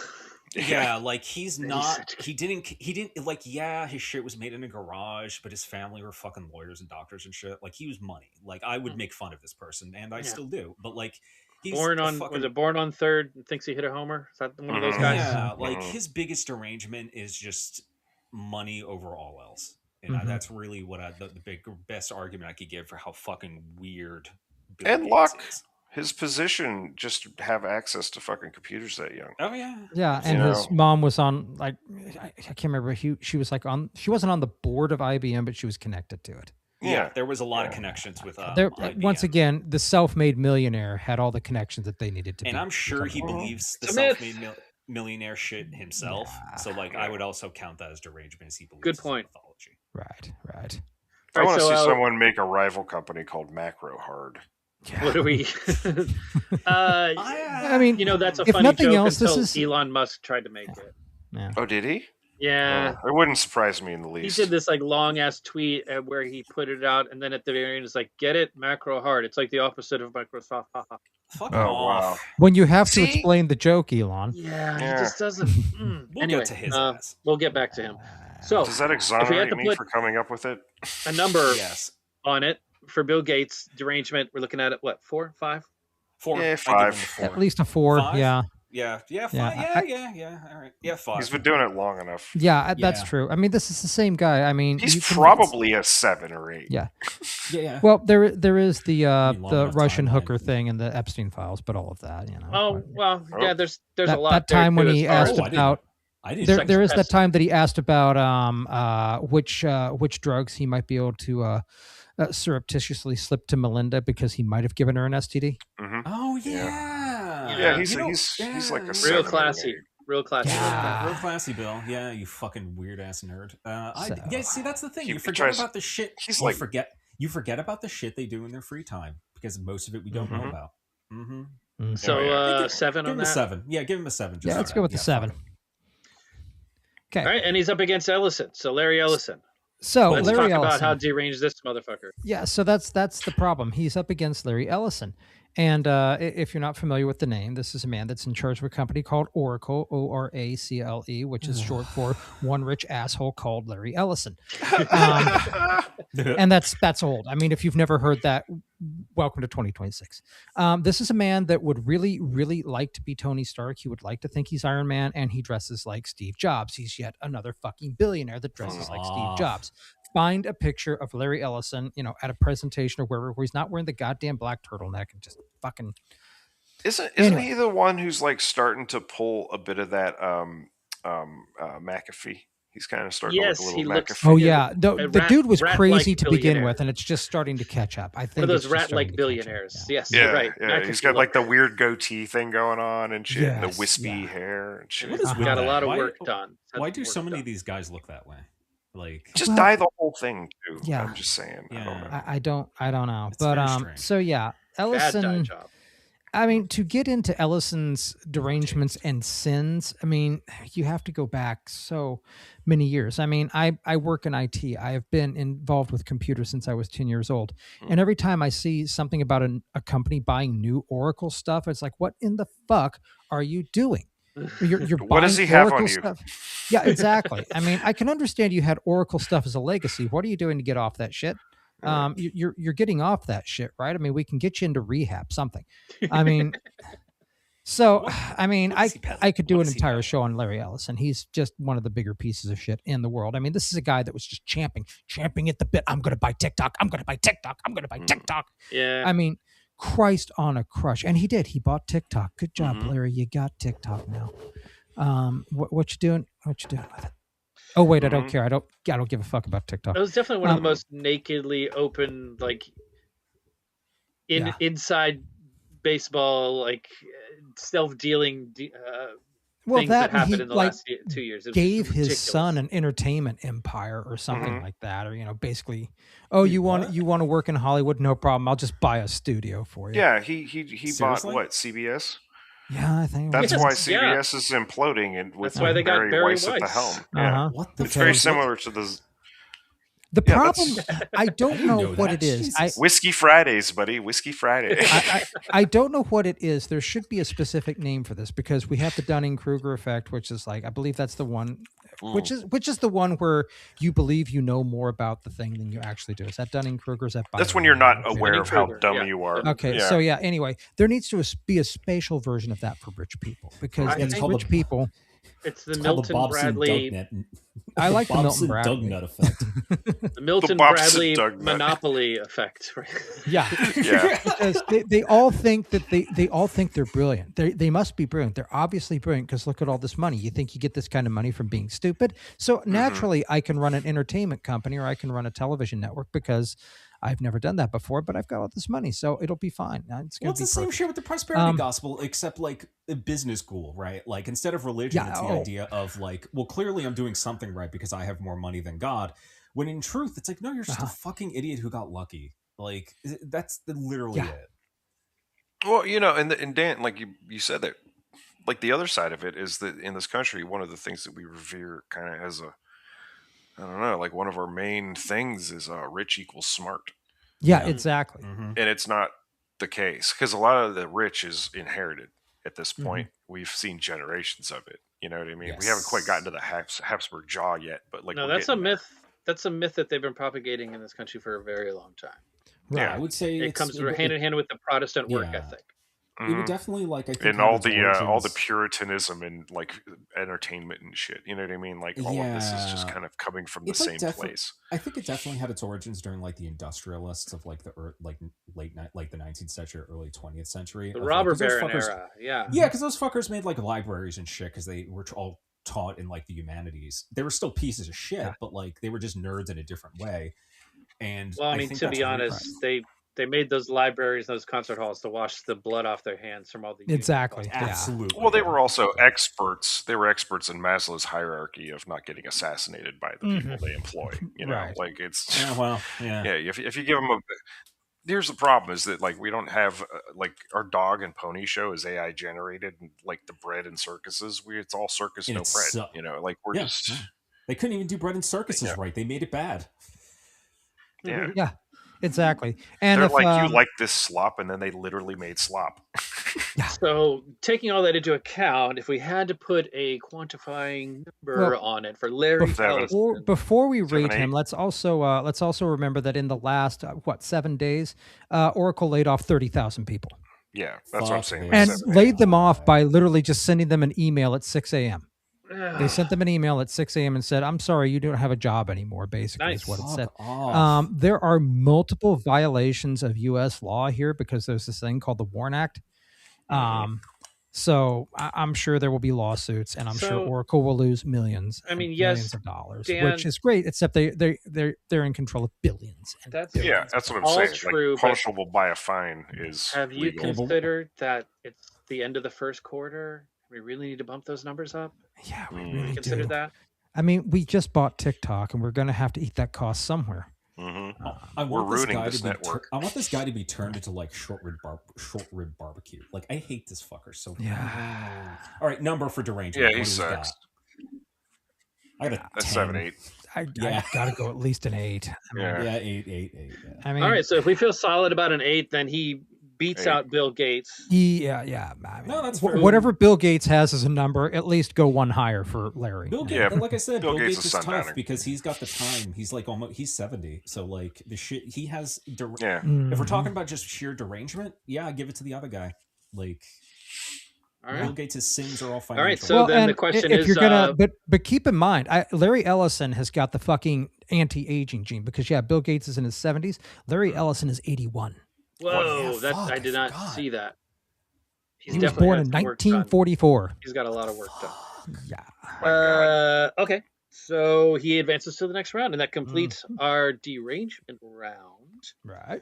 So for the next round, we are looking at the. Are we wood chippering or taxing? Oh, that was Gates? the question. Yeah, sorry. Are we wood chippering or taxing Gates? I'm going to say tax. Wood chipper.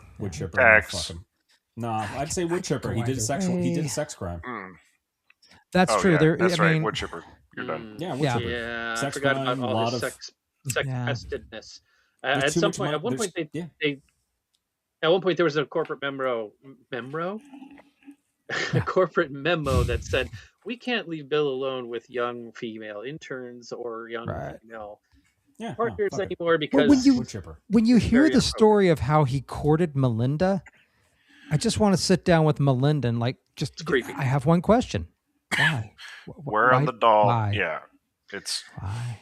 Yeah. Okay, so we're going to wood chipper his ass. Yes. Oh, yeah. And that takes us to our next round, which is the incompetence round. We have 4 heats in this round. In the first heat, if we're going back to the beginning, we have Elon Musk versus Jeff Bezos. Okay. And sorry, this is not incompetence, ineptitude. Ineptitude. Yeah. So how bad are they at what they do? Who do we have? Jeff Bezos for ineptitude is going to be pretty low. He's really good at being a business monster. Yeah, I think Musk wins this one. Yeah. And keep in mind, Elon Musk was kicked out of PayPal. Yeah. I mean, Musk gets he tried to get out of buying Twitter because he was like, "What did I say when I was on ketamine?" You know, it was. He's the guy Twitter that blows had to up. sue him to make him buy them. He keeps blowing up $3 billion rockets and dropping the debris all over Texas. No one. And giggling about it, literally giggling about it. Yeah, he did the Doge thing, which the repercussions of which we haven't even begun to fucking see. If it comes to sheer personal incompetence. Musk is by far when you hire a guy that's codenamed Big Balls. Well, I mean, it was just the fact that like he was hired for some vague purpose, couldn't even perform that function, and then left, and nothing happened because he's just like, I don't know, he's like Gollum. Yeah, I give him a 10. I'm really comfortable giving Musk the highest incompetence. This is a man who has not invented anything that he's been involved in. No, ever. Yeah. That's the big thing. That whole thing about like suing to call yourself a founder. It's like words have meaning. Yeah. I mean, and suing OpenAI because they're not open enough. The thing that's always a repetitive thread in his story is the reverse Midas touch, where everything turns to shit. Like everything that he touches turns to shit. I remember when Twitter was good. Yeah, if we're standing him next to Bezos, no, Musk wins this one. He's absolutely a fucking idiot. Yeah, I don't think we even really need to score Bezos. I think you guys are right about that, but I think we do. I mean, you could even ask the average person, it's like, what is your feeling about Amazon versus Tesla? And I think Amazon's going to win. Like Bezos for incompetence, I don't even think I'm having a hard time even giving Bezos a 1. Just because, I could probably do it personally, but again, there's Amazon, and there's the things he's doing correctly that's ruining other things. You know what I mean? Exactly. I mean, that's the problem. He keeps doing things right, which makes for a lower ineptitude score. Right. Yes. It's insane. He's very good at being an evil bastard, but so is Musk. And Musk is also good at it, but in a different way. That's sadder because he's incompetent. There's something to be said for all the money that he's wasting on space exploration. Yeah. Just money wasting, period.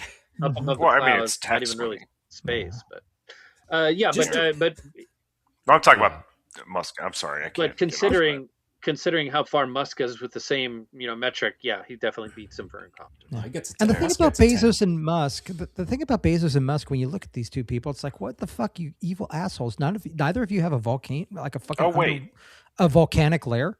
Holy crap! I mean, Jesus Christ. Musk gets an 11 because of the Cybertruck. Oh. Yeah. I tried to put the Cybertruck out of my mind. That's incredible. That's a really high scoring there, but I can't really disagree. Yeah. Yep. So There's Musk one take that drives around Louisville that's literally rusting. We feed Bezos the wood chipper, and we move on to the next heat, which, looking at our chart, we have Mark Zuckerberg versus ineptitude. Yeah, we already talked about it. Cause of genocide. Myanmar couldn't be bothered to hire moderators fluent in Burmese. We've talked about his inability to just the shit he just forces people to do as far as content moderation. The fact that he doesn't really care about it. The fact that it's a useless fucking platform. My God, it's like his incompetence your default comes from apathy. Should be your friends and psychopathy. Yeah, like his incompetence and things just comes from like it ties into his mental derangements, where it's like there should be a way to do these things without causing a fucking genocide and melting people's brains.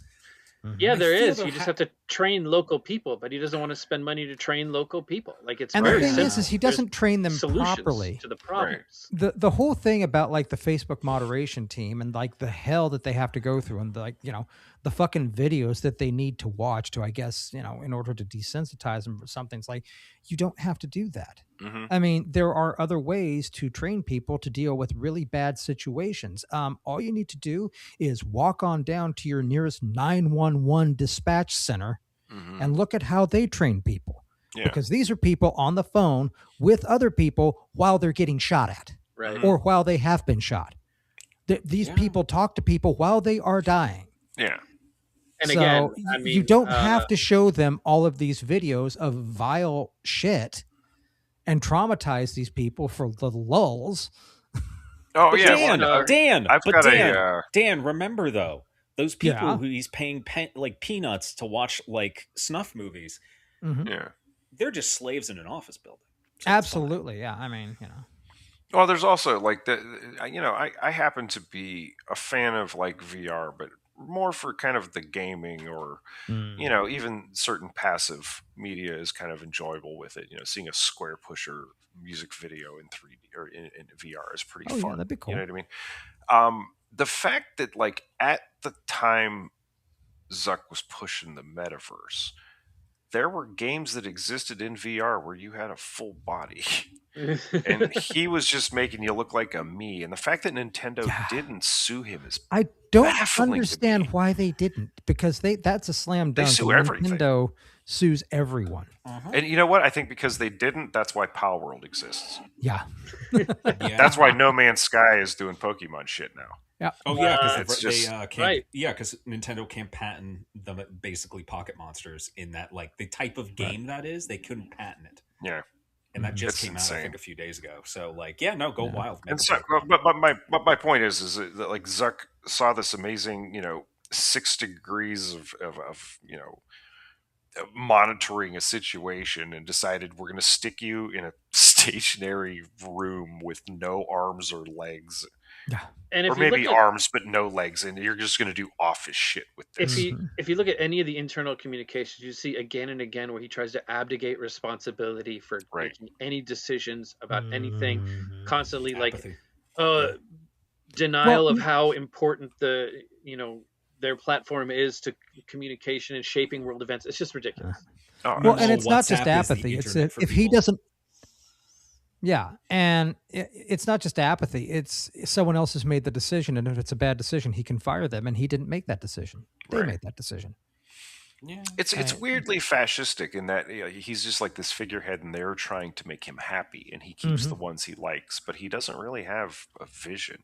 Like his whole vision began with rate chicks. We lost Scum for a second. All right, he'll be back momentarily. We'll keep going. It's fine. Unless he has one of the next. But Zuck sucks. Who was he up against? Palmer Luckey. But if we had to put a number on Zuck. Zuck for ineptitude? Oh, wow. Man. The fact that he can still operate as that failing upward phenomenon thing that we see going on. The thing is everything that he's sort of like been involved in, like sort of quote unquote personally, has not been good. I mean, he's your Facebook object example of enshittification. Yeah, I mean, Facebook was like his thing. Okay, he invented that. It sucks now, but okay, he did invent Facebook. But then he bought WhatsApp. Then he bought Instagram. Then he bought the Oculus. And then he's like, okay, I'm going to take the Oculus and I'm going to make fucking the metaverse. Which okay, that was his next invention, and boy, they lost a lot of money on that. Yeah. They really tried to shove that one down our throats. Imagine what they could have done with that kind of money. I feel like they shut it down, or they're shutting it down soon something. They did. It's done? Yeah, they were actually going to shut it down sooner than they did, but I guess someone complained or something. I don't know. The running joke in the development world is, don't do that. It'll break my workflow. So if we had to give it a number on ineptitude, I'm thinking it's pushing past a 5 to like a 7. At least. I give it a 7. I give him a 7. It's because he's still allowed to operate that he can kind of go. Yeah, I mean, versus again. Sorry, go ahead. When you're just sitting on top of that much money, you can fail as much as you want, really. Kind of. Yeah. They just print it next day. But he's up against Palmer Luckey, and as far as ineptitude goes, I mean, Palmer Luckey kind of invented the Oculus. There was some litigation about if it was entirely his invention. There's another company that had partnered with him initially, and anyway, it's murky. But he at least understands hands on the product in more of a way, I think, than Zuck did in his early stages. So I'd have to give him a lower score for ineptitude, certainly not past 5. So it's kind of moot point, honestly. Palmer Luckey loses in this round. Yeah.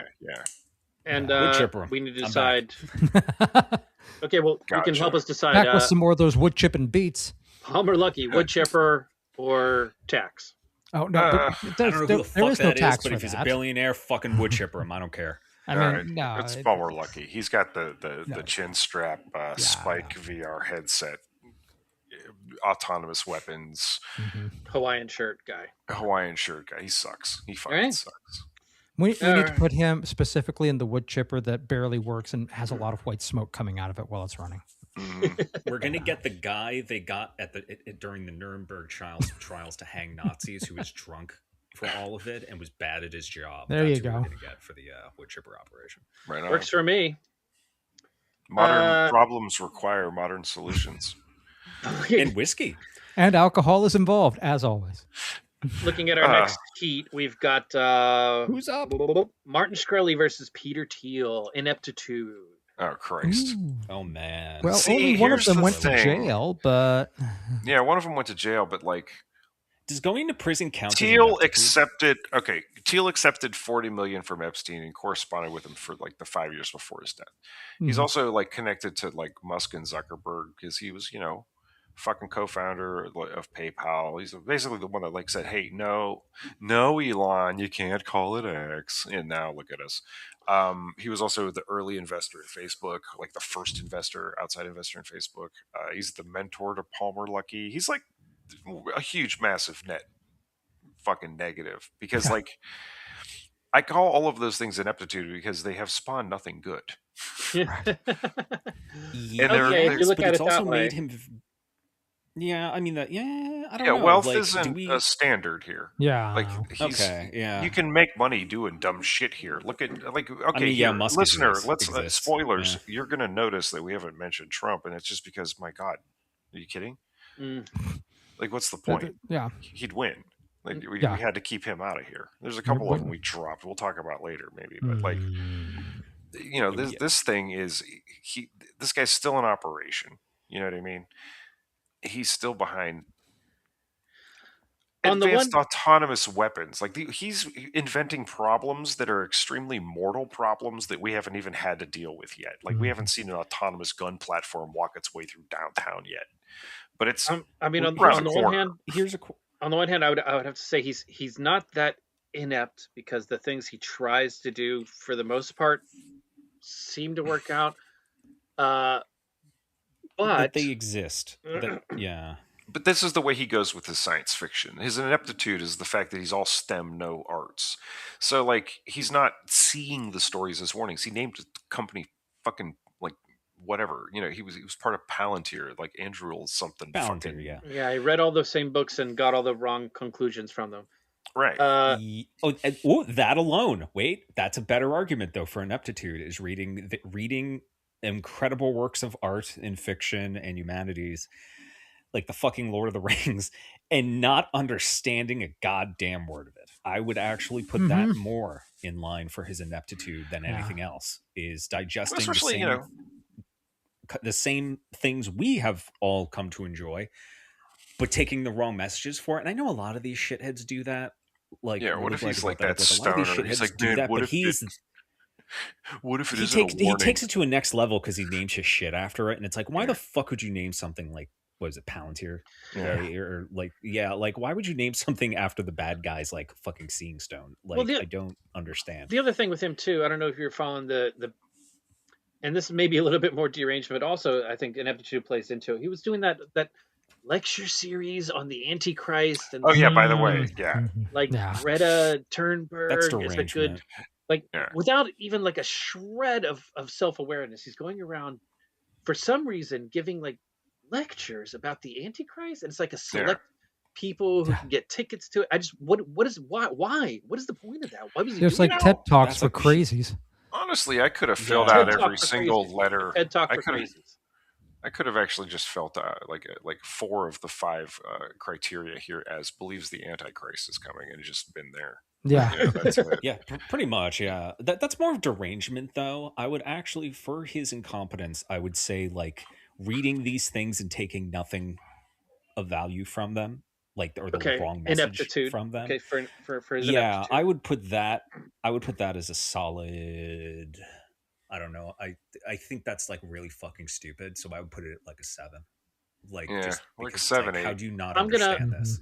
Like, I'm gonna dial it back a little bit, and I'm gonna give him a 6. All right. Anybody want to? Are we feeling more towards 7? What is the consensus of the group? I mean, I'm feeling 8 because yes, like the things he's accomplishing are like closed circles, but they're bad. Yeah, like they're not helping at all. It's kind of like that weird sort of ineptitude, like when you do like conscientious, like you go to work and you're incompetent kind of on purpose because fuck that guy. And he's like doing that with like humanity. Yeah, exactly. You know, well, I see where you're coming from, but like, you know, like they said, the things that he builds have a nasty habit of like coming to fruition. Yeah. And like, you know, the Empire didn't build the Death Star to help people, but they did build a Death Star and it worked. So well, for a minute. Yeah. They left that vent open, you know. Yeah. All right. Yeah, I'll do 6. What's he up against? We'll put him at 6, and he's up against Martin Shkreli, who I mean, like, I wouldn't say. Here's my question for Shkreli's kind of going to prison count as does going to prison count as incompetence? Yeah, ineptitude. That's you think he would score a little bit higher because he's so inept that he went to prison, but he was really good at doing the scams. Like even though he got caught for them, he still got money for it. And I don't know. I'm with this one. Yeah, I think Shkreli surprise win here. Well, maybe not, because Shkreli was also busted while in prison using a contraband cell phone to do business from his cell. Twice. That's ultra ineptitude. Yeah, I think that ups the ineptitude a little bit of point. Teal wood chipper. Fuck it. Yeah. Yeah, Teal. I hate to give it to him. Given. Yeah. Yeah, I hate to give it. I'd hate to throw him into this fucking machine, but you know. All right. This is the part of the podcast where the listener's like, "What is their motivation?" We'll put Martin Shkreli at what, like a 7? Would you say? Shkreli, sure. Yeah. Shkreli, yeah. Mm-hmm. Shkreli's eternally stepping on rakes. Like it's just. It's like doing the sideshow Bob of stepping on rakes thing. He's got this punchable face, but he does it to himself. Yeah. All right, then. So he Peter Thiel to advance to the next round, and he is going to be up against Elon Musk. But that's for next round. Right now, we are looking at Sam Bankman-Fried versus Larry Ellison. For background? For ineptitude. Oh, ineptitude. Oh, that's right. Sam Bankman-Fried. I mean, done. I mean... Lost tons of money, got caught, went to prison for functionally the rest of his life. Well, Larry Ellison still walks the free world and can throw piles of $100 bills behind him for the rest of his life and never even make a dent in his fortune. So, just do like crimes openly. Yeah. So if we had to give Sam Bankman-Fried a number for his ineptitude, I'm feeling it's past 5, right? So it's like a 7. Yeah, it's a 7. Yeah. I mean, as far as ineptitude goes in business, I mean, friggin' 2 for Larry Ellison. I mean, he is like one of the biggest consummate evil businessmen that I can think of. Mm-hmm. Aside from the TikTok misstep, I would have to say Sam Bankman-Fried's FTX misstep really is more inept on that side of it. He's like in the same block as Diddy too. Yeah, that's right. They'll have a lot to talk about. Yeah. There was another one too, a third person who I think it was Luigi was also in the same. Oh, Luigi Mangione? I think so. Yeah. Anyhow, what a line at lunch! What a line at mealtimes. All right, so where are we at? We are moving on to the next round. It's going to Speed be round. 2 heats. It's going to be the background. Oh shit! So the billionaire's background. We have in our first heat Musk versus Martin Shkreli. Musk next. I would say Musk. I think. I mean. Yeah, I would say Musk is weird in his weird fascist like slave owning monster background may win out against Shkreli. Yeah, Martin Shkreli. Musk has a deranged background. We all know about just Wall Street. You know, Musk very well. Yeah. Martin Shkreli, his parents are Armenian immigrants. Actually, Shkreli is like an Armenian tribe. It's kind of like Smith in Armenia, I guess. Shkreli.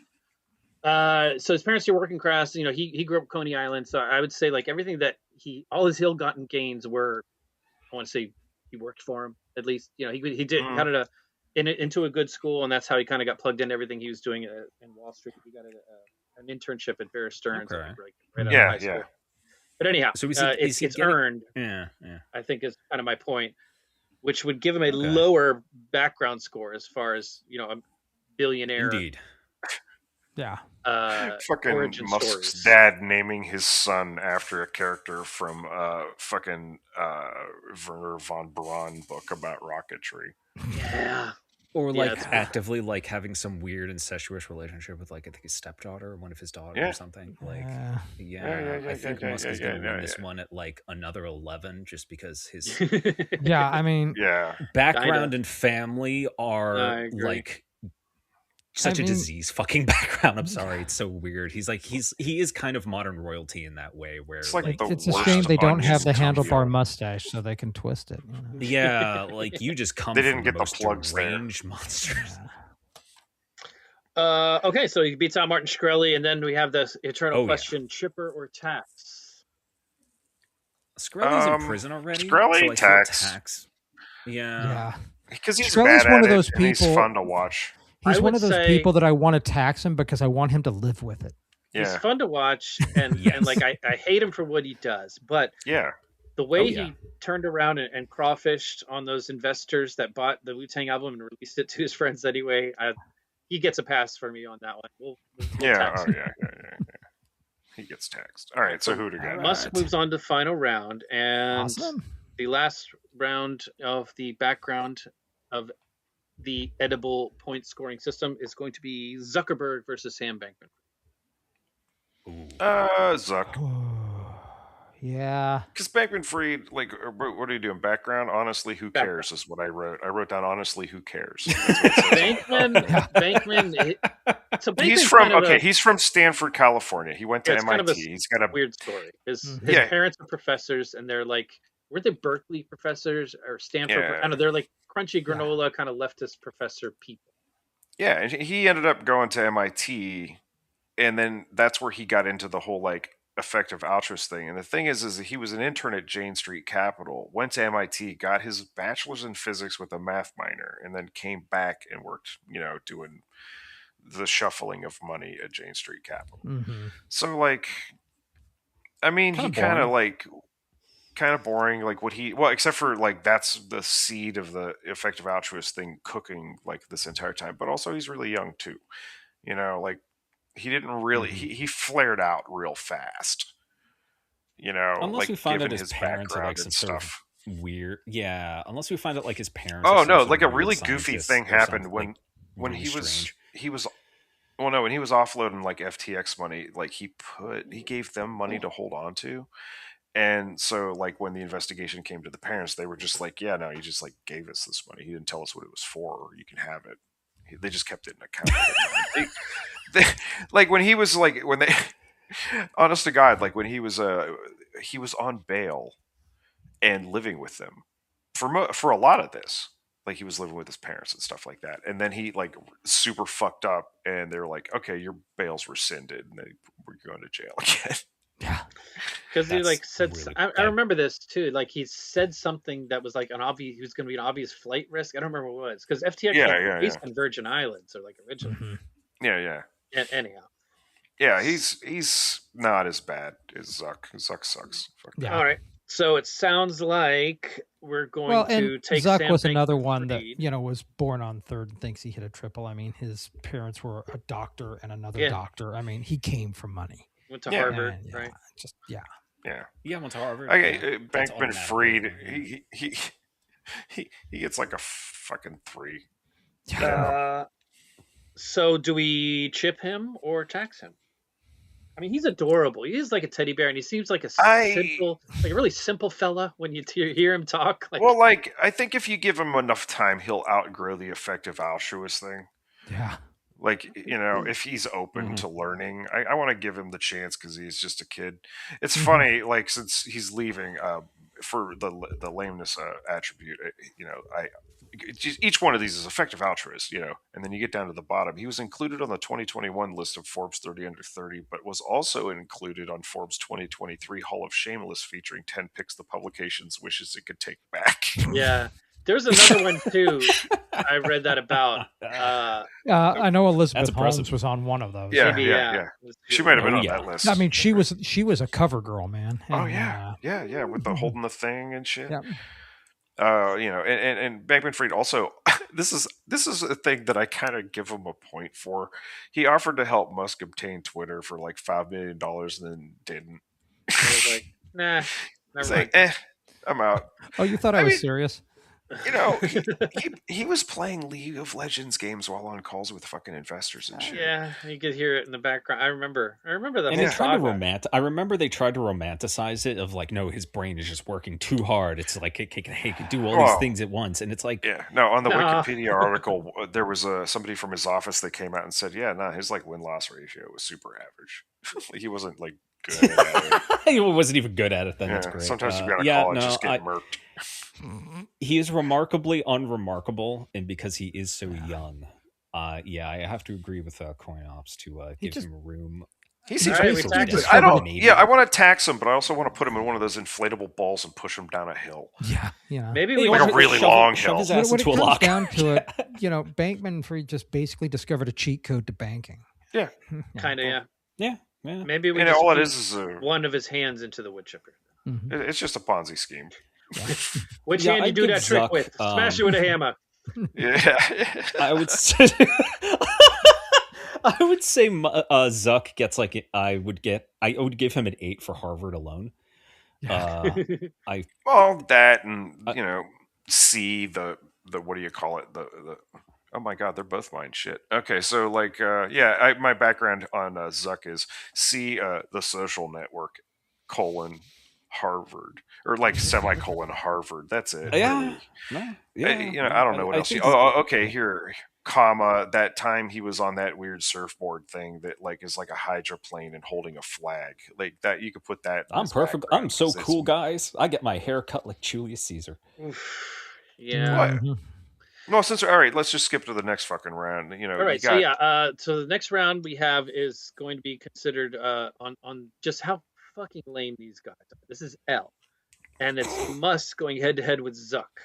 Okay, now we're gonna save scores for the end. This is like a Super Bowl. That's a good one though. Fuck.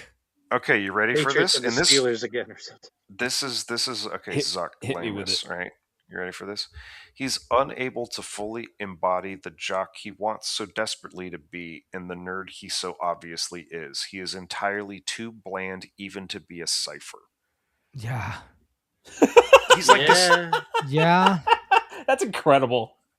That's so good. That's such a good 120% agree with that. Accurate. I mean, that's so good because Musk, like, he's such a weird fucker that, like, I kind of want to just beat the shit out of him. You know what I mean? Like, he's someone who would do something weird to a girl at a party, but like Zuck, well, he did do weird things to girls at parties. That's where Facebook came from. The original version. That's true. The original version of Facebook. I'm thinking of Zuck now. Facebook was hot or not. Zuck, that is true. That is 100%. I mean, that's pretty much what it was for. Well, Musk's whole thing. Okay, so here's the thing about this one's going to be hard. The thing about lameness with Musk is those emails for Epstein, where he's just you're not cool enough to hang with the sexual predators. Like, holy fuck, man! Yeah. He didn't even know how to. He didn't even know how to like regulate his language for the evil sex cabal. Well, because they know a narc when they see one. I mean, if shit ever hit the fan over this, not even narc, just not somebody they even want to. Like, can you imagine? Imagine you're a regular on the Epstein compound, and you don't even. You're like, no, not that guy. Yeah. So you make a fair point, and that kind of does pull Musk ahead. I'd say by a bit. However, okay. Do you guys remember when like Zuck did that whole like? I mean, he's still doing the whole like UFC fetishization. Oh yeah. Oh and yeah. He like learned jujitsu, and then he became like actually like a one of the guys who walks into the ring with one of the fighters. I forget what, but like part of the fighters, like corner team, like or the whatever. entourage kind of thing. Yeah. And there's a video of him like standing there with the two other guys, and like he just has no idea what to do, where to look, what to like. He's like trying to reach for a towel, but he doesn't know if they're trying to hand him the towel or somebody else the towel. It's so like painfully lame. The ultimate, I don't know what to do with my hands. Oh man, it's so bad. It's like the opposite of the joy that Bowler must have felt when he said, "Who do you think you are? I am." Like it's just. It's like you're putting on shoes that you've never worn for the first time that are a different style. Mm-hmm. It's like me putting on clogs and then trying to sweep a bowling alley. Like it's just. But I could watching this guy do anything. Is that? It seems like he's to give caught Musk up more points into lameness. I would say his misunderstanding of Evangelion and his strange relationship with Yi, the anti-Semite. So yay. His weird he's like an anime kid, but anime kids don't want to hang out with him. Everything he does is kind of just lame, just by sheer will, just by sheer the fact it's fucking him. Like his fandoms and his interests are kind of similar to our own in some degrees, but he does it wrong, if that's possible. Yes. Yeah, he hires people to play video games for him and then brags about it. He played fucking Diablo 4 and he's bad at it. How are you bad at Diablo 4, dude? It's not. It's fine. Imagine this. He doesn't know why he's not cool. That's how imagine. That's how uncool he is. Yes, thank you. That's what it is. Yes. This is what this. But so is Zuck. So is Zuck though. Xero. That's the same thing though. Just close your eyes. Imagine. Okay. Closing. You're in an arena. In the middle of the arena, way below you is this little ring. Okay? Looks like a boxing ring, wrestling ring, whatever. Spotlight to the right, Elon Musk. Spotlight to the left, Zuck. They both walk down all the staircases. They're doing high fives to everybody. People are giving them shots of water as they're walking down the staircases. They got entrance music. They've got entrance music, but it's the same song because it's just playing and they're both coming down. Because they fuck them, and they got the weird LeMay, cape on, right? They got the little UFC gloves on underneath, and they're acting like they know how to throw punches. And they get down and they're doing the thing in the corner. They got their little trainers behind them, letting them know what's up.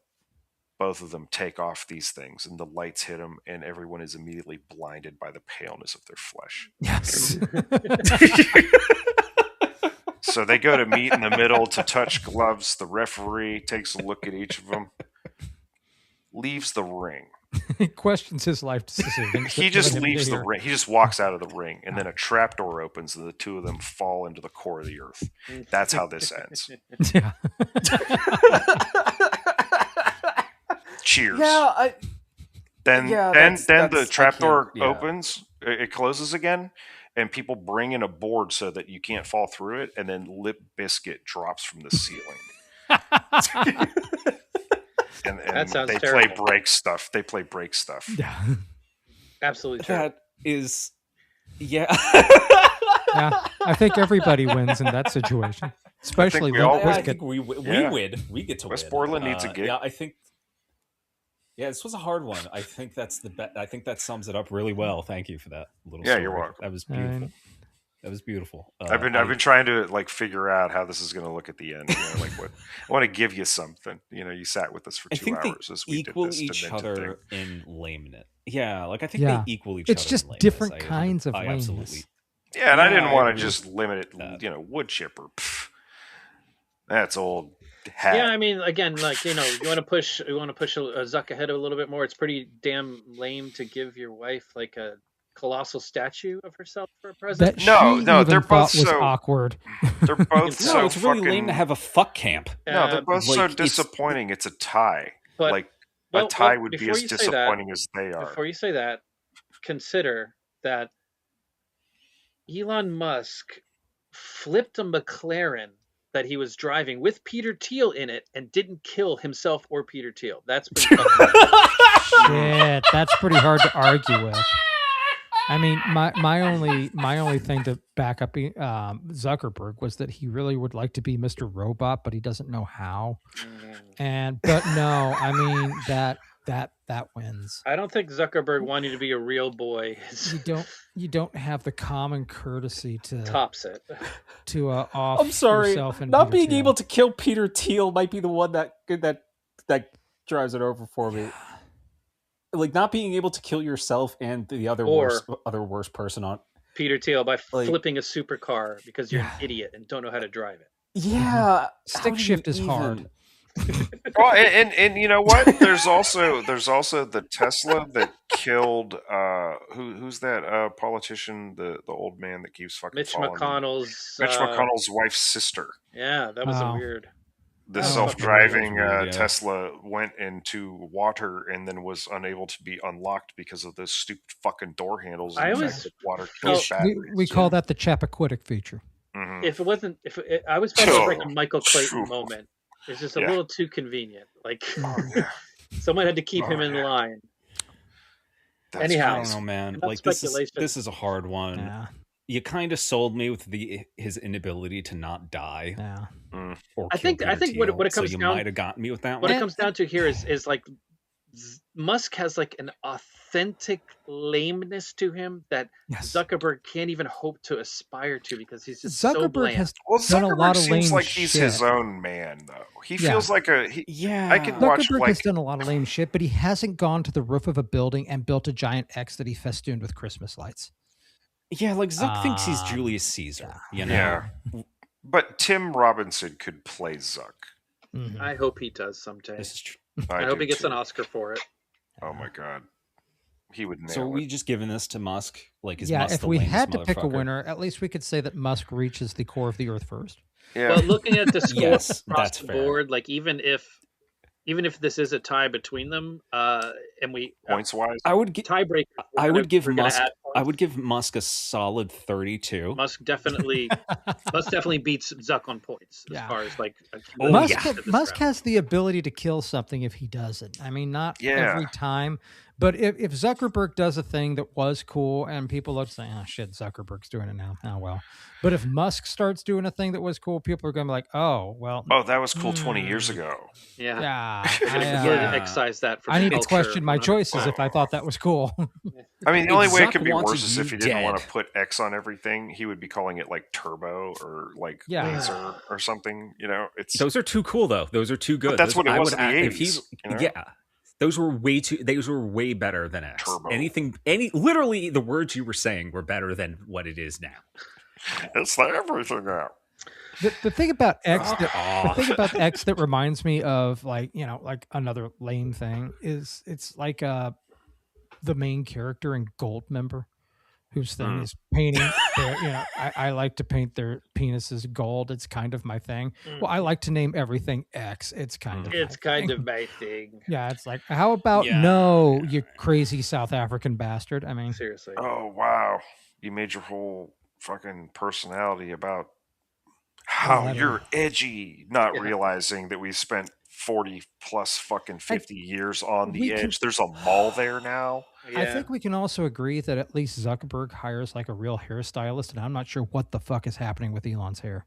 Yeah. Well, ever since Justin Timberlake's been, taken out of the rotation. His latest haircut looks like a bowl cut that went wrong somehow, and yeah, he's trying to do like a weird like the bowl slipped or something. I don't fucking know. Yeah, it was a colander. It's very nerdy. This is like nerdy that doesn't exist anymore because it's like classics kind of shit. He's not doing he's not doing like the relaxed the leaders of old anymore, is he?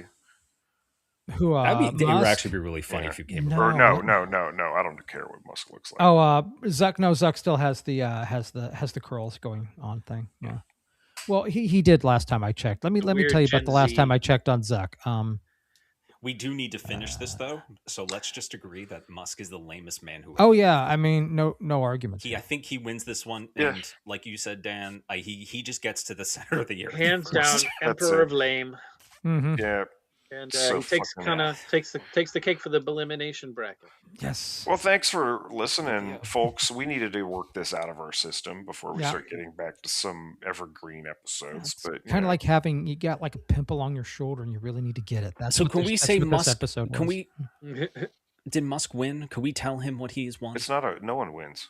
No one wins. Well, we do if we could actually drop them to the center of the earth. But right. I'm saying yes. We all lose when they win. Absolutely. Yeah. Yeah, that's a good way to put it. Actually, when the elephants fight or something like that. I don't fucking know. Jesus, god damn it! Predator versus predator. Put him in a fucking wood chipper. I hate these fucking. I was like so mad doing my notes too, and I'm glad we didn't. Like, I'm so glad I wasted time making all these fucking detailed notes where it's like, no, because fuck them. Like, you probably have flow charts. Yeah, no, I had such a hard time just getting through Bezos because I'm like, oh my god, I hate this motherfucker. It was like, I have a note. Okay, no, before we fucking leave, there was one thing that like drove me literally insane. Yeah, was there anything else from our notes, from everybody's notes? Anything that everybody wants to highlight? Like, holy shit, Zuckerberg has 3 kids. What that life must be like. Oh my god! Like the thing with like Amazon. Do you remember when Amazon sold a guide for pedophiles? Must have missed that one. I don't think I do. Yeah, they sold a guide because they defended it. I know they because they're like, Nabokov. well, yeah, it's a crime novel, but like with this, it was a literal guide to for pedophiles. And they defended it on free speech grounds. It's been removed now, I checked. But while they were defending that, they were literally removing LGBT media from its platform. Right. Wow, man, they all suck. But all of the dinosaur porn is fine. Natch. Yeah, that was the thing that was like an eldritch horror for me when I found out that was like one of Amazon's controversies. And I'm like, are you fucking kidding me? Yeah, so for my part, the one thing that I found that just kind of stuck in my craw, just give me like a real. I learned that Palmer Luckey's sister is married to Matt Gaetz. Because of course. That sums it up. Did he go across state lines for the wedding?